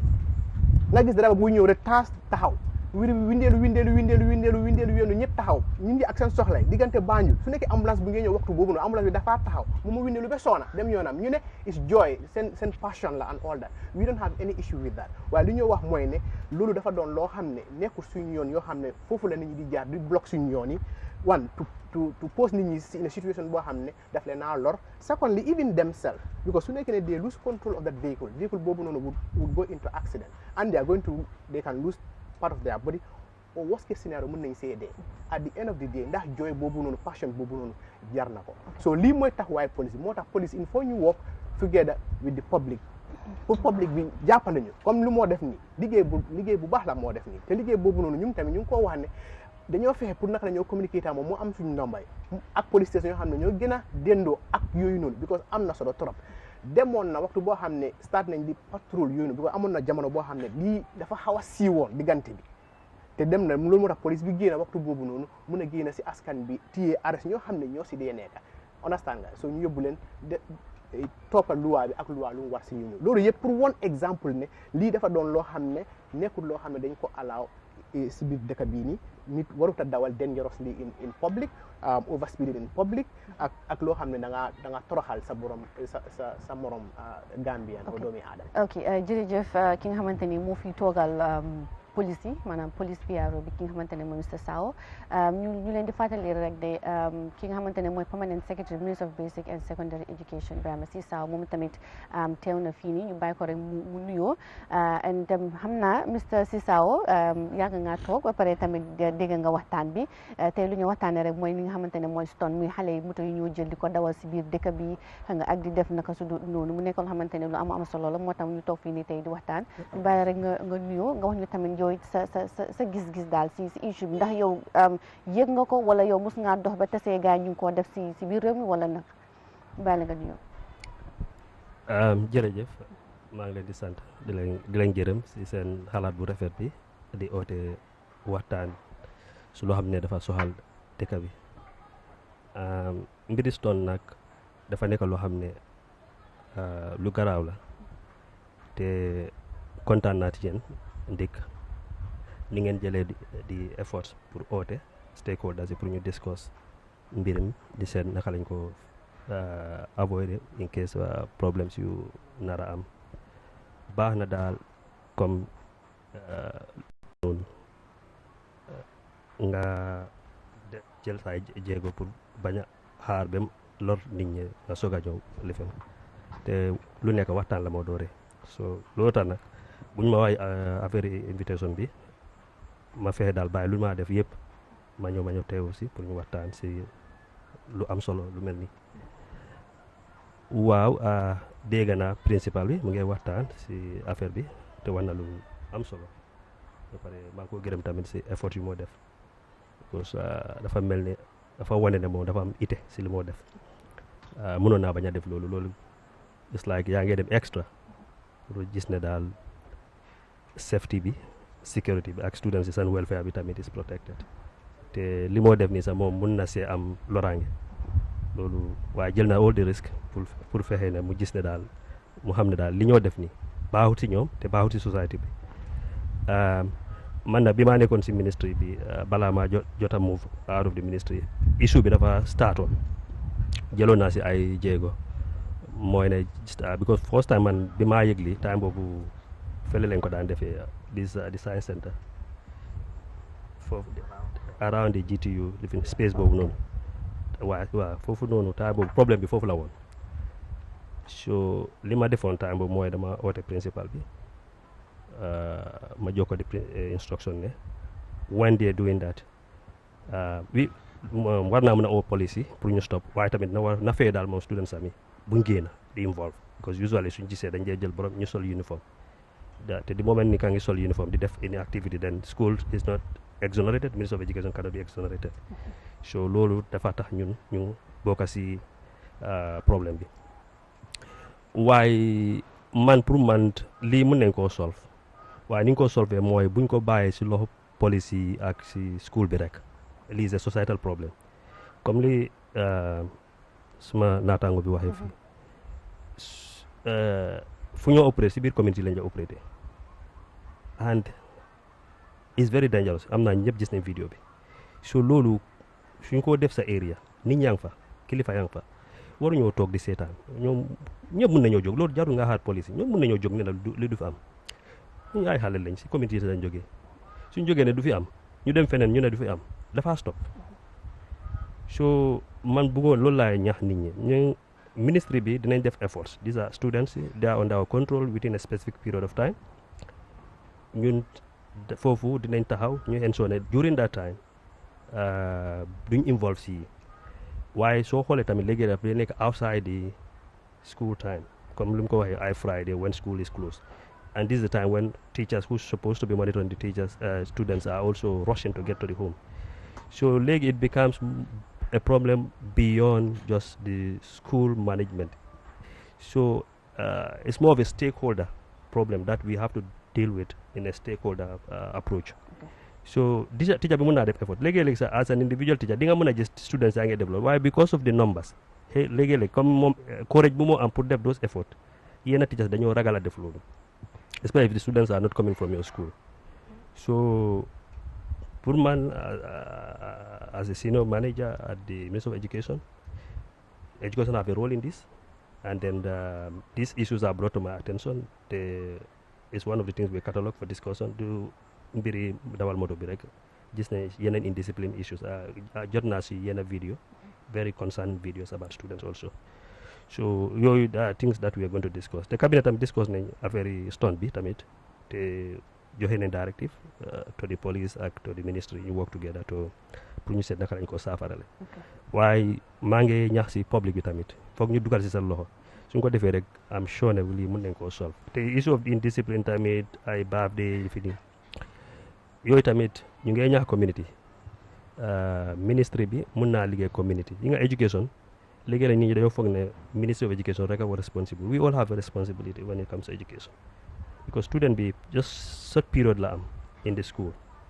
but education continues so yow soo leen manager nga jox leen ethics during that period and then within that period after that they go into the society boo xam ne they have a lot of other distractions in a society which have to also contribute to ensure that there is a continuity. am na yenn schools am na dañoo even or the parents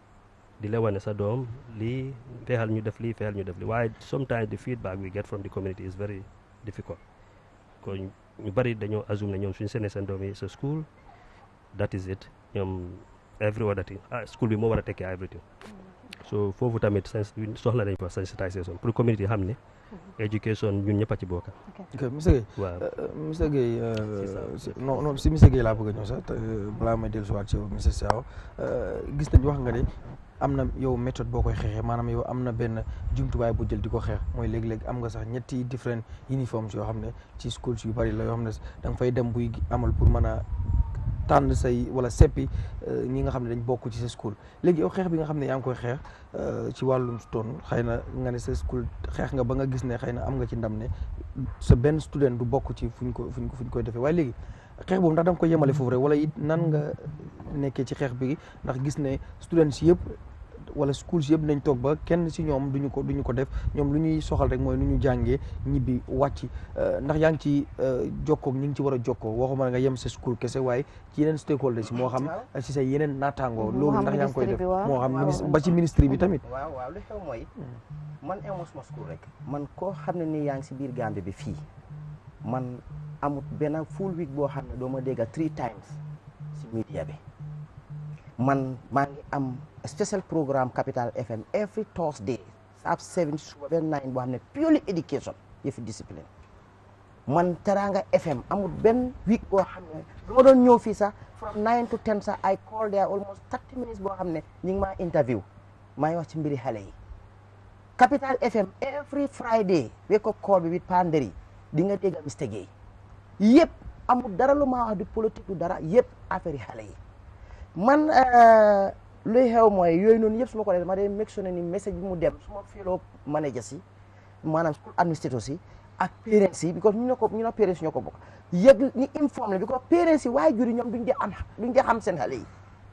because xale yi seen jikko yi ci biir kër gi yow doo ko mun a xam xale bi nu mu mel beneen jikkoom bu baax bi nga xam waaye bu bon bi doo ko mun a xam so ñun ñi nga xam ne ñu ngi interact ak ñoom ñun sax dañ dee interact ak ñoom waaye ñun nuñ ko dee xamee mooy dañ dee tokki seen classe yi wala ñi génn all out ñoom ñu groupe fële nga gis ku nekka nu moo behave ak nu moo mel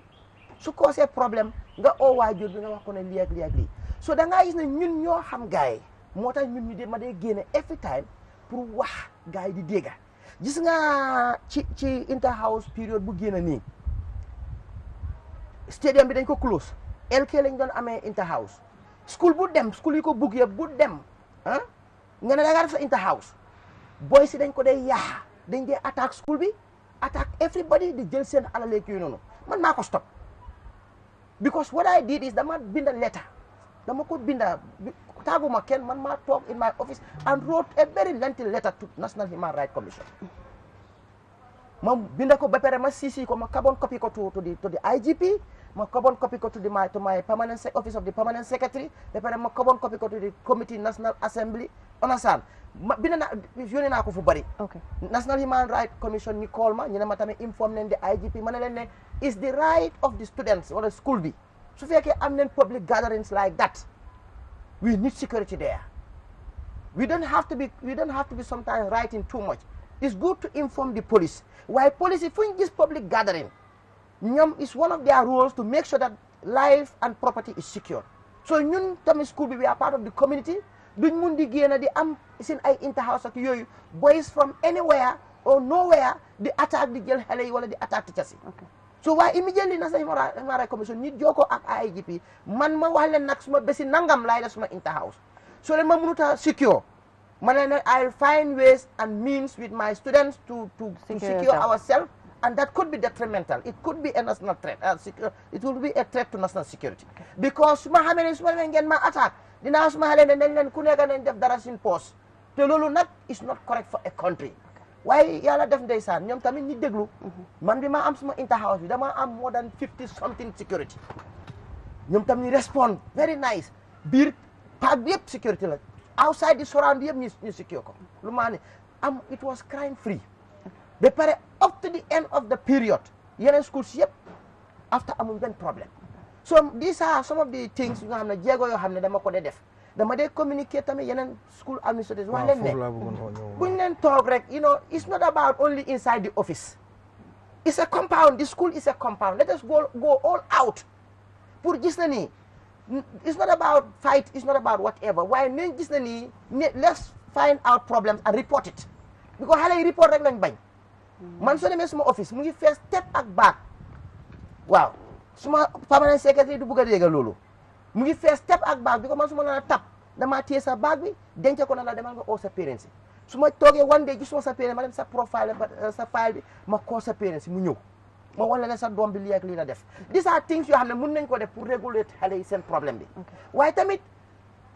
di gën a ñaax tamit pour ministre bi ñu yokk si nañ seet tamit sin book boobu noonu because ñun ñu dee doxalee dafa am ci book buñ dee sukkandiku book bu nga xam ne nii moom moo ñee wan naka la ñuy jàngalee efficiently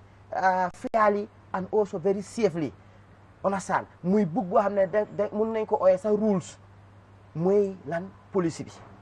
gis nga ñun from 2004 from the third policy to the present policy man dama doon ñaar sin suma own department suma own ministry nañ try ñu evaluate ko ñu xoolaat ko because ñun ñu fi jaar ci first and second policy bi the first policy bi was in 1976 understand up to 1986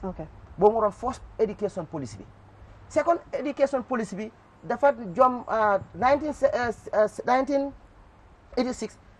87 policy amutoon ñu ngi doon use second first policy bi ba 1988 nag ba 2003 boobu moo nekkoon second policy bi policy boobu ñu fa jaar yëpp soo xoolee da nga gis na ni dafa am that element of discipline booy gis ci ñoom soo laajee suma boss moom ci policy yooyu noonu la jaar man ci policy yooyu laa jaar waaye you see the difference between the third policy which start from 2004 up to 2015 policy boobu noonu seen production ci biir Gambia bi ak present policy bu nga xam ne dama ngum ne ba 7 years right now boobu dañ ko war a stakeholders si dañ war a toogaat ñu evaluate ko let's look at the impact because luñ nekk di produce ci mbedda bi léegi man mënuma ko understand as a school administrator so dafa mel ni nga ne policy bi lañ war a seetaat parce que soo gisee lii yëpp di am non du lii yëpp du fekkee loolu nekku ne loolu moo tax waaye pour xëy na da contribute ndax déet because policy yooyu noonu am na luñ laa wax nag ñu ne rules lañ teg ñu ne rules si nag yaa jàngal xale bi na make sure na mokkal mu am quality education waaw policy bi mu ne nga make sure ne xale bi nag right tam nii ak nii ak nii waaye tamit yow lii nga war a def moo tax ñoom they were very strong enough indi ay tools yu important yu mel ni code di classroom observation tool bi yu mel ni performance monitoring system bi ñoom SLA bi yooyu noonu document si yu baax la yoo xam ne mu ngi monitor teachers si waaye students yi ñu ne la yaa koo jàngal nag waaye bul ko laal de bul ko laal nga emale sa bopp bul laal xale bi de boo ko dóoree dinañ la def loo xam ne xam nga moo tax ñun suma maas ñun dëgër boppam moo ñu si dugal ak sob ak lu ñuy wax rek ñimeñ waaye nekkul loo xam ne suma domaine la sax waaye ñu nga xam ne police bu baax ñoom ragal nañu topp students yi ragal disciplinary measures pour lu waa daal bañ leen di dinaa la dóor léegi waaw monsieur Guèye xëy na dinañ voilà ñu jeexal ci wàllu la sie gisoon nañ li fi xewoon ci wàllu ci tamit exemple si ñu ñëw wax ci et puis tam ci jafe-jafe yi gis nañ Gambia Teachers Union démb ñu ngi ko gis rek ci di point fi muy wax ne gars yi dañ joxe li nga xam ne mooy app maanaam an ultimatum ne suñu fayut seen arias yi am na yuñ ci doon loolu xam naa dinañ ci ñëw wax waaye laata loolu ki nga xam ne moom tey muy wàllu stone bi man dama MC dama bëggoon delluwaat ci rek ki nga xam ne mooy Mr Sissaou ki fi teewal police yi tey ji léegi police bi nga déggee fii yëpp ndax yaa ngi wax ne révolution yi kii def Mr Guèye te tamit gis nga Mr Sissaou li mu wax moom mi ngi woote ne responsabilité bi buñ ko teg rek ñi nga xam ne ñooy ministre bi teachers yi ak police yi kese waaye dafa weesu na loolu ndax maanaam xëy na mu ngi wax waajur yi ak ñeneen tey ji li nga dégg nii fi yëpp léegi dañ bëgg maanaam bu ñu waxee problème bëgg nañ tamit solution ndax ñun tey ñëwuñ fii pour boole benn xale boo xam ne mi ngi def stone waaye lu ñu bëgg mooy réew mi mu jag ba nga xam ne duñ ko defee fu ñu ko wartu defee xëy na sax bu fekkee ne ministre of youth and sport mi ngi seetaan du ñàkk benn bés dinañ ci waxtaanee loo xam ne dañuy xool nan la ñuy def ba game boobu noonu mu mën a nekk ci lu legal ci réew mi xale yi nga xam ne seen passion la wala ñi ciy dugg di ñu am créer leen benn space boo xam ne dañ ko fa mën di defee nit ñi di dem di seetaan yi nit ki ni ñu koy defee ci yeneen réew yi waaye fii fu ñuy waxee mooy nu ñu mën a muccloo maire buy jaay caaf ci buntu tali bi nga war a def foofu ba mën a saaraan mbëkk ko yooyu foofu la ñuy waxee tey lan ban solution nga foog ne war nañ koo mën a def ci stakeholders yëpp ndax ñun si stakeholders lañ bokk ñun presse bi ak ñeneen monsieur Sow jërëjëf moo tax kontaan naa trop comme suma mbokkee ni ñu ko waxee pour am jotaay bii ni mën a waxtaan loo xam ne dafa am solo trop stone bii nii ndigte lii dafa affect ku nekk te dafa affect suñ génération bi ak suñ future generation bi because suñ xale yu ndaw ñoo si bokka te comme permanent secretary nu mu ko waxee nii this requires concerted efforts of all stakeholders especially ñoom seen ministry bi di school si students si parents si bokk na si ñun at the level of the Gambia Police Force IGP bi ak management bi dañ jël ak yoon yoo xam ne lu ñoo wanda the police doctrine this is a new concept and strategy boo xam ne currently this is within which the Gambia Police Force si lañ ut ak yoon yoo xam ne ñu ngi liggéey one of the most important component mooy community policing ndikte all of this is happening within the community si biir community bi la li nekk di am mooy ne community bi si boppam pour ñu police leen ndikte ñun as a police community bi mooy di public ñoo ñu jox that right pour ñu def liggéey boobu noonu so su nekkee loolu am na naka lañ ko war a defee ak lépp loi boobu noonu ñun ñoo ko defar so il faut the community works with the police ñu mun a seet naka la ñoo aar di yib moo tax the community policing unit of the Gambia Police Force am na ay programme they have put in place in correlation with the public relations office right now we are working on concepts naka la ñoo fexee ne advocacy there is advocacy in terms of stunt bii nii lu xam ne lu ngi because there are some misconceptions the fact that ñu ngi wax ne waa lii suma passion la we don't deny that ne lii sa passion la waaye ndigte luwaa moo nekk si dëkk bi te xam nañ ne dëkk bi it's a democratic state mooy ne ku nekk dafa am right pour mun a def loo xam ne ànd na ak luwaa waaye su nekkee nit ñu ngi génn loo xam ne àndut ak luwaa ñun suñu responsibility la as a police ñu ensure ne ñooñu noonu li ñu war a def ñu teg ko si ay yoon su nekkee ne dem na ba bañ ne koo teg ak yoon ñu jël yoon bi nu mu war so moo tax da ngaa gis ne comme ni nga ko waxee the elders the community elders the parents is important they are involved in this moo tax one of our strategy recently we are working on mooy ne we need to go to schools ñu ngi plan pour mun a dem si school collaborate with the schools and the ministry to go to schools especially schools yoo xam nañ ne indi Greater Banjul area lañ nekk and they are the most affected mun a gis naka la ñu mun a toog ak waxtaan ak ñooñu students yëpp wan nañ ne dëgg li ngeen a def nii these are some of the dangers te luwaa bi tamit lii mooy taxawaayam bi su nekkee ne dem ngeen loo xam ne is contrary to the law these are the punishment and pour ñu mën a xam ñu enlighten them pour ñu mën a xam because most at times ñii dañ doon ñoo xam ne they are influenced by peers seen peers yoo xam ne ñu ngi def lii nii comme ni ki ma koy dafa am koo xam ne amut moto waaye su amee $500 wala $1000 mun na aba moto freena mu jox ko loolu mu dem moom tam mu dem stunt and all that stuff so lii yëpp dafa doon loo xam ne il faut ñoom tamit ñu xam loolu noonu that is very important so also we want to also go to the communities within the area in which ñoo xam ne xale yooyu noonu foofu lañ jógee within the Greater Banjul area ñu mën a am suñ caravane foo xam ne dañoo génn si biti mun a waxtaan ak askan bi won nañ ne because most of those people are ñoo xam ne ñooy they are the parents to these children who are going to school Permanent Secretary wax na ko fii nii Vice Principal wax na ko fii nii ñoom si school bi waxtu bu gàtta lañ fa am 8 to 2 or 8 to 4 ay yooyu noonu ok te dañoo delluwaat si kër gi te ñooñu dafa am ay kilifa yoo xam ne ñu fa ne so lu ñoo def mooy ne we are doing all of this together pour ñu mun a advocate ñu tasaare pour ñu xam lépp loo xam ne ànd na loo xam ne jaadu wut si stunt boo xam ne xale yi ñoo si nekkal loolu am na solo so right now these are some of the things are doing so bàyyi xel tamit suñu Facebook page bi we are working with the mobile traffic unit boo xam ne lépp loo xam ne ñu ngi koo def jël nañ ay yoon yoo xam ne pour lii la dañ ko dee pour awareness because it's important pour nit ñi gis ne dëgg-dëgg téye nañ ay nit nangam téye nañ diw ak diw because groupe la comme noo ko waxee del ko groupe bi ak yooyu noonu ay groupe la ñu ko dee def so su nekkee téye nañ ay ñooñu noonu isi leen ba si court level court bi fine leen ay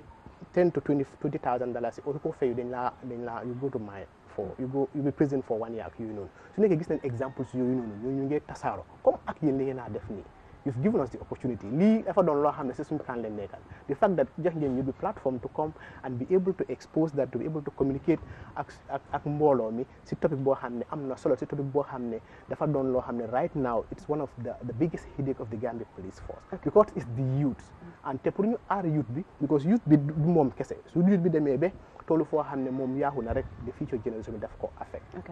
ok léegi ma ñëw si yow because dañ bëgg a xam number of cases like cases yi because dañuy ne mën a apprehend nit ñi su fekkee si kaw tali bi ak yooyu noonu te stunt bi nekkul students yi kese ñi nga xamante ne sax des non students tamit dañ ko dee def so léegi at the level of the police comme seen cases yi yan façon la dee nekk daf dee nekk comme mostly student kese o daf dee nekk non students wala naka la ko dee within the 2022 especially January because around January February la gënoon na rise at that time boobu noonu so they were arrest dafa am arrest yoo xam ne make nañ ko but most of those people were students understand nga so lu happen mooy those people ñu bëri si ñoom dañ leen they were charged dañ leen charged with dangerous driving they were taken to the Kanifing Tribunal Court foo xam ne court bi léegi mooy jël décision pour mun a seet naka la lan la moo teg si kooku noonu it's important tamit ñu understand ne police dafa am limitations police seen warugar rek mooy ne if crime and offense are committed we arrest and we prosecute su eggee si court bi court bi mooy decide lan la moo teg si kaw li understand nga comme ñu bëri dañoo wax ne xale dañ daan def di téye nañ ne gis nga bàyyi nañ leen again because lu bëri si lu bëri du stunt rek but since we are concentrated on that for the meantime loolu dafa doon loo xam ne public daf ko dee joytu ne téye nañ diw amu fa even 2 days 3 days bàyyi nañ ko comme for exemple nga téye nit nga yóbbu ko court that very day or the following day ñu fine ko ñu bàyyi ko mu ñibbi kër loi bi loolu la wax understand nga so lii dafa doon loo xam ne dañ ko war a seetlu su nekkee ne loolu dafa doon loo xam ne dëkk bi o nit ñi gis nañ ne loolu dafa doon loo xam ne dafa it's not good enough ñun ñoo dee changer loi ñun ñoo dee defar loi mooy ñun askan bi because ñuy am suñu National Assembly members ak and these are concerns kii wax na fi ne bind na tudd National Assembly yooyu yëpp dafa den loo xam ne su nekkee ne am nañ issue concerns loo xam ne dañu war a régler lii ñu war a régler la so ñu wax ak ñoo xam ne those are the authorities ñun at the level of the police is to ensure ne loi boo xam ne dëkk bi moo ko taxawal ñu make sure ne loi boobu noonu képp koo xam ne mu ngi si dëkk bi jaar la ak loi bi ñu wax. ok balaa maa dem si PS comme ndax am na kuñ fine already koo xamante ne mu ngi fay wala bañ a fay dem mile two currently képp koo xam ne they were 6 at the time ñoo xam ne they were all fine and they all paid keneen ki dafa am koo xam ne fay na 12,000 lañ ko fine dafa am ñetti ñoo xam ne fine nañ leen 15,000 yëpp si stunt bi waaw yëpp si stunt bi dafa am ñoo xam ne tamit fine nañ ko 20,000 so fay nañ ko so in essence comme kii lu ma wax si bëri ñoo xam ne ñu ngi amee seen bopp ñu ngi am xaalis ak yooyu noonu at the end of the day soo leen tegee loolu ñu fay ko ñu génn after 2 or 3 days again ñu dellu waa si loolu noonu so which means ne the police alone can't do this the government alone can't do this comme ni mu ko waxee it requires everyone ñun ñëpp la Garmi xam naa da ngay waaye ma ñëw si PS rek soo waxee xale dañ de wax ne lii passion la te we are still talking about education come like yow as a capacity of a senior education administrator na foog nga ne tamit comme mun ngeen a toog ngeen dem def benn dialogue with the Minister of Youth and Sports parce que xale yi rek ñoo nekk di def te students la te soo waxee dañ de wax ne passion la na foog nga ne lii dina mun a toog ba yéen as administrator ngeen turn ko into something loo xamante dafa nekk sports instead of ñu ko defee si mbedda yi ñu am place boo xamante ne nañ ko fa def xam nga mu encourage gars comme que ñoom ñeen loolu seen passion la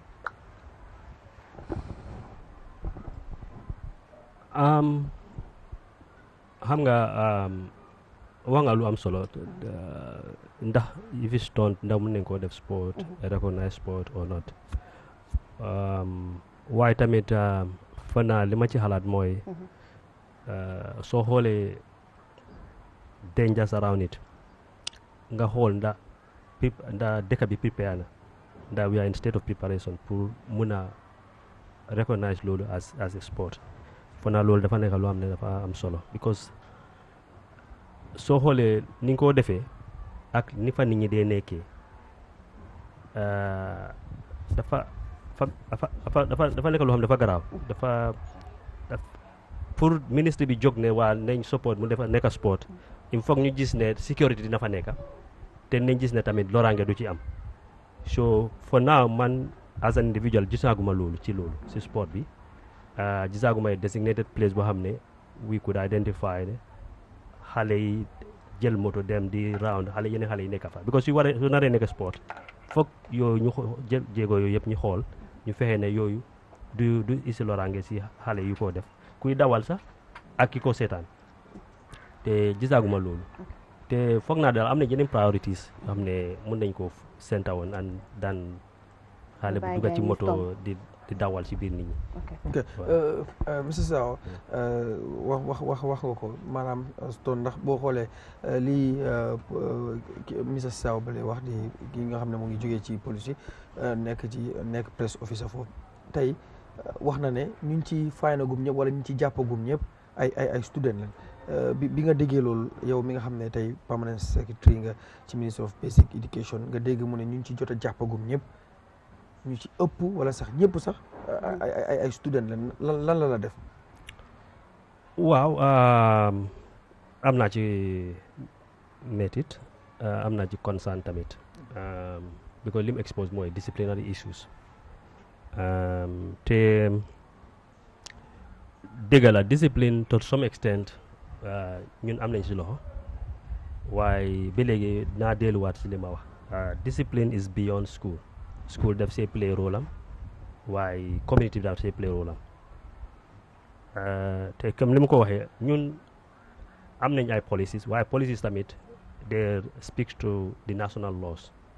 te léegi gis nañ ne level bu nekk léegi nit ñi am nañ seen right am nañ children right am nañ women right te right yooyu noonu as school ñun day foog ñu respect leen te nekku nañ ñoo defar loi yooyu noonu ñun as a school we have to respect the right of the child te war nañoo respect the right of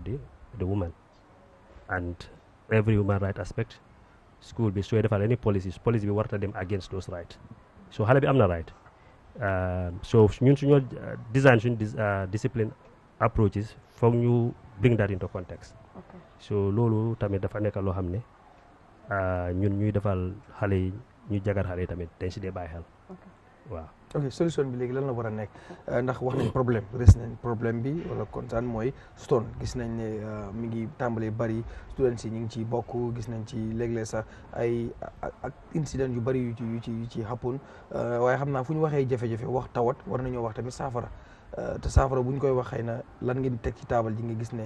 ndax kii wax na ko police bi nee na ñoom léegi ñu ngi jël ay jéego yoo xam ne dinañ tàmbali ñëw wër school si ngir mën a waxtaan ak ñoom ak ñi nga xam ne ñooy principal yi waxtaan sax xëy na du ñàkk ak students yi waaye tamit ñëw waxtaan ak yéen as ministre yéen tamit ci noonu solution bi nga xam ne di ngeen ko teg ci table ndax yaa ngi wax ne yëf yi du yëfu Ministry of Basic Education kese du yëfu principal yi kese waaye du yëfu tamit police kese yëfu ñëpp la war a doon tey ginnaaw yëfu ñëpp la war a doon yéen tamit ban pour solution nga war a teg yow mi nga xam ne yaa fi teewal Ministry of Basic Education boo xam ne xëy na boo ko fi tegee stakeholders yu seetaan ñoom tamit nañ mën a xam ñoom it nan la ñuy mën a def ngir doon bi nga xam ne mi ngi nekk jafe-jafe ci réew mi mu mën a am saafara. waaw so mën naa laa wax sax ne cabinet sax discuss nañ mbiri stones ci cabinet waaw cabinet discuss nañ ko and loolu mooy the highest body of government. It shows the governments have recognized this thing as a problem. Te joxe nañ dictal pour ministry bi ak the policy ñu also waxtaan si mbir te am na yeneen jéego yu jota jël tamit si ñu seen naka lañ ko saafaral tamit waaye li ñoo def nii sax tamit ci solution si la bokk comme ñu toog te jaakaaroon nit ñi wax leen problème yi ak wax ku nekk lii sa wargal pour fexe na lii mu bañ a continuer loolu bokk na si jéego yu war a jël pour saafaral problème bi waaye tamit ñun as a ministry and the police institution tamit loolu tamit waxtaan start nañ pour seet naka la ñoo toogee di waxtaan ak ñoom pour joxante loxo fexe na yooyu as a problème since majority of it involve students lañ ñu seet naka la ñoo defar police yi pour tamit ñu address problème bi waaye it will go beyond that because foog ñu involve the community as well so of course dinañ am waxtaan ak community si tamit pour gën a sensitize nit ñi ne xam ne daal lii problème yi ñëpp la nañ joxante loxo ñu fexe ñu seet naka la ñoo stoppé lii si dëkk bi so fanaa loolu mooy loo xam ne da war nañ ko mën a def pour saafaral problème ok Mr Gueye wax nga ni yow jël nga jéego yu bari si di dugal sa bopp si biir students yi pour rek nga xam seen problème si nga gis problème yi nga sol ko tamit ndax foog nga ne li nga def ni suñu amoon maybe many Mr Gueye in different schools wala in the education sector ndax foog nga ne problème yi yëpp dina mën a saafara of course dina mën a saafara dëgg la am na sax ñu gën a ay xereñ gën a ay Mr Gueye under education am na ñu ma gën a xereñ waaye nag man suma boppa laa xam waaw man exemple bi foog naa PS mu ngi fi toog man school biñ ma yóbbu biñ ma doon yóbbu foofu noonu lu ma fa fekk dama fekk school bi almost 300 xalel moo fa nekk ba pare bi ma ñëwee ci school bi lu ma fekk foofu noonu suñ dooree break suñ na break jot na xale yi dañ dee génn dem ci bitig yi jënda yooyu ñëw man bi ma ñëwee eega foofu ak suma principal first week gi ma ne ko this cannot continue man su dee lii la school bi du ma fi nekk I'll either change them wala ma move wala ma resign waaye under this condition du ma ko allow because sometimes foog nga jël dictate commitment si laa fexe biñ ko ñun dañ doon ci school dañ doon dem fekka foofu donjons boys groupe a ngi nele di def seen ay tabax seen ay pon ñi leen nga toog fële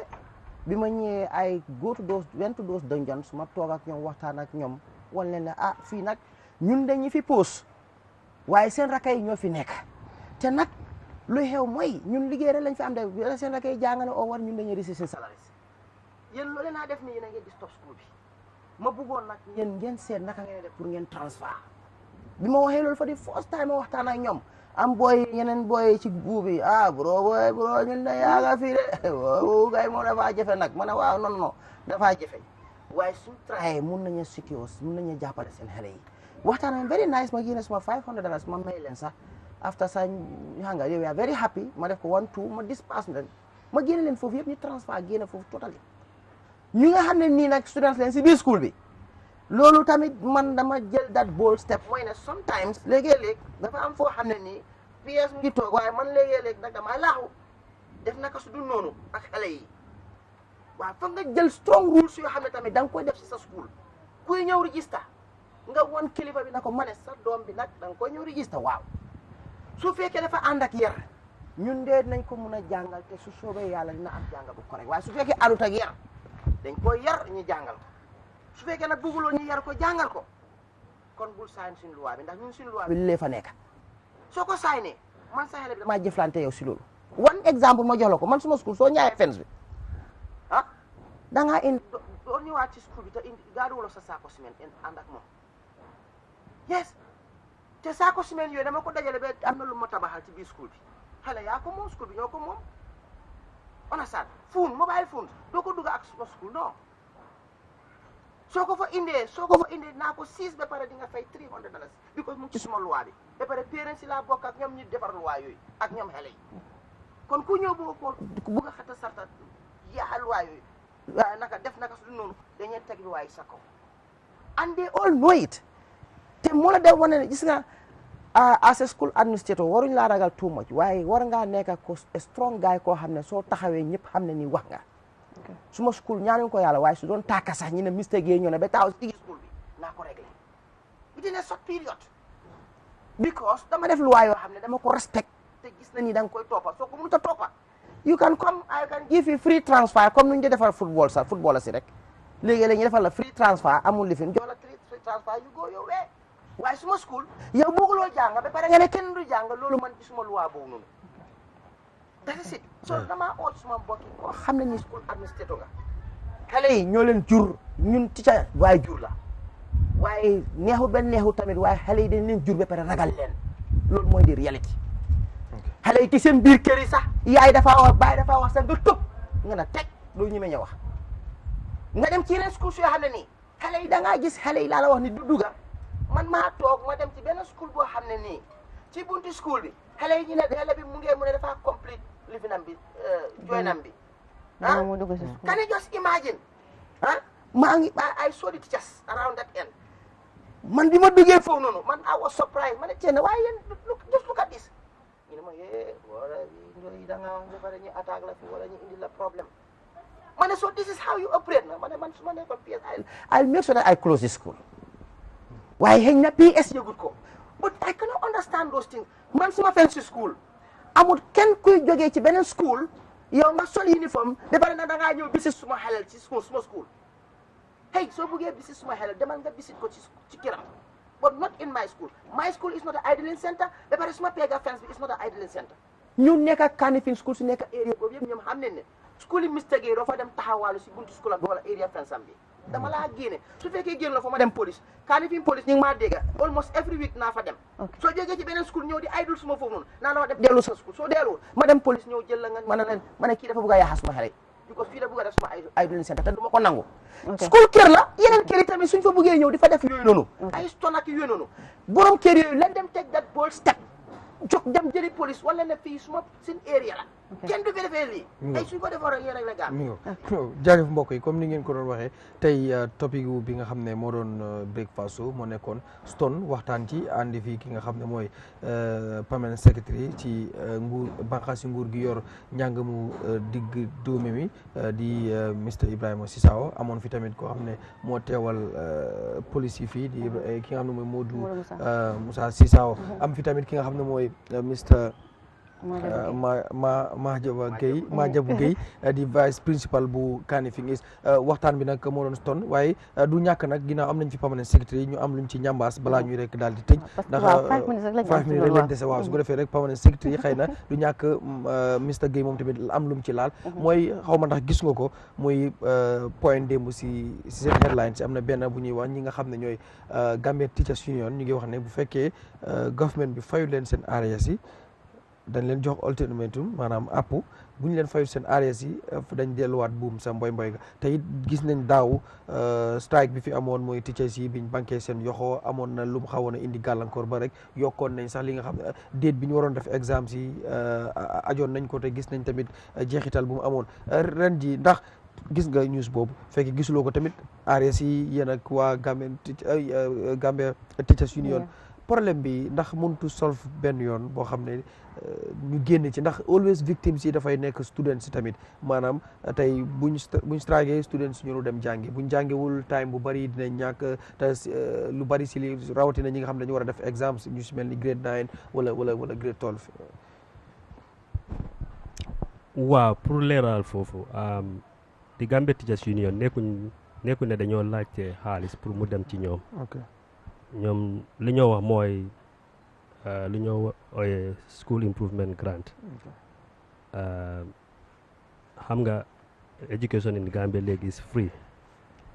te li waral loolu mooy government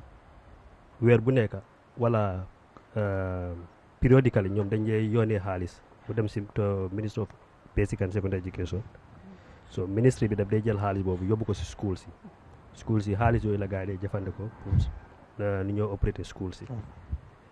waaw so léegi xaalis boobu noonu pour jógee finance dem si ministre bi foofu am manqué te isi na gàllankoor si school si pour ñu mën a doxal si seen opération si so Gambia Teachers Union ñoom dañ am concern because nekku ne tamit ñoom welfare of the teachers rek la moo leen soxal waaye tamit gis ne loolu dafa nekk loo xam ne mën naa affect performance ndi ka xaalis boobu la ñoo use pour ensure ñu improve qualities loolu la ñoo jëndee papers yi loolu la ñoo jëndee fexe exam assessments di mën a am ñu seet xale yi fuñ xariñ ak fuñ ñu am weaknesses ak naka la ñoo improve loolu so ñoom pour ñoom Ministry of Finance war naa mën a release xaalis boobu mu dem si Ministry of Education pour mën a dem si school si mën a doxal li ñoo doxalee waaye nekku ne dañoo laajte xaalis pour mu dem si seen poos yi léegi loolu lu tax moom mu tag ak yéen ministre bi tamit ban jéego ngeen si def ba Gambia Teachers Union ñoo war a dugg si wax boobu yéen ban jéego ngeen nekk si def bu fekkee Ministry of Finance non ñun as a ministry ñun périodique soo ko mënee tënk si 1 minute rek because time bi waaw so léegi ñun ministry loolu comme ministre yëpp a lay opérer noonu finance moo amee yëpp waaw ministre bi yow sa plan bi nga am rek every month nga binda finance ñu jox la xaalis nga doxal sa plan si waaw ñun every month ñun dañoo binda jox request xaalis bi ñëw ñu seen ko si school si waaye foofu am manqué tuuti 50 secondes am na loo bëgg a wax ba temps bi xoj na waaye ñu may ko 50 secondes tuuti rek la because nañ na fii nekkul plateforme bi GTU luñ jël nun jéego buñ jël nun baax na trop because man nekk naa di jongante for the presidency man maay war a dem élection ak ku nga xam ne moo fa nekk président léegi man soppoon naa ne di move buñ def nun baax na waaye nag dafa léet because man dama daan advocate si loolu pour ñu fay waaye doo toog be élection jot na am na teacher yi ndaw yi daan joytu seen yeneen problème yu gën a garaaw yooyu noonu musuloo cee wax dégg nga toog ba xam ne élection jot na nga ne da ngaa jël examen mu ngee ñëw si nga bugg a jël ministre bi xooj ko man loolu wax dëgg ne yàlla joytu bi loolu dëgg la baax na waaye nag fu mu amee nañ ci seet tamit sin xale yi nga xam ne ñu ngi war a ñëw sit gabe because man lu ma gis mooy tàgget bi foofu la maa di jégalu jërëjëf monsieur Guèye si ñëw bi permanent secretary yow tamit ñu ngi lay jaajëfal bu baax gis nañ effort si nga def ngir mën ñëw fekk si fii ñu ngi lay si gërëmal monsieur Sissawa yow tamit ñu ngi lay jaajëfal bu baax a baax ci ñëw bi tey yéen ñi doon seetaan tamit ñu gërëm leen bu baax ci li nga xam ne mooy tey seen beneen épisode ci Breakfast Show gërëm leen bu baax ak foo leen ñu doon mënti seetaane moo xam seen téléphone la moo xam ci télé bi la ak ci biir réew mi wala ci biti réew ñoo ngi leen di jaajëfal bu baax topic bi ñu doon waxtaanee nag doon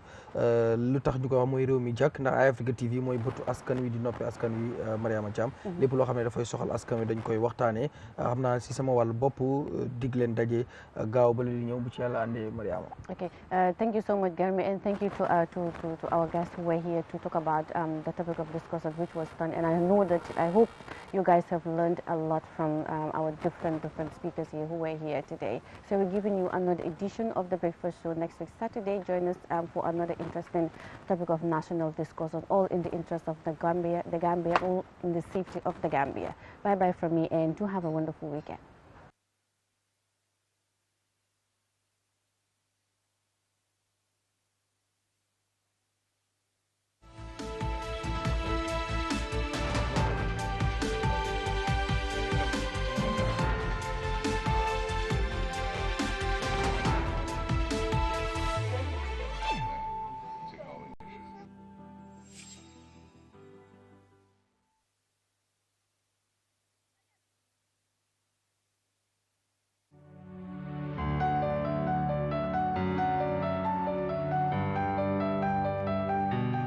asalaamaaleykum wa rahmatullah ñu ngi leen di nuyu fii di leen ziyaar si Eyeafrica TV. suñ wàññee suñ buga bi te toppatoo suñ njaboot yi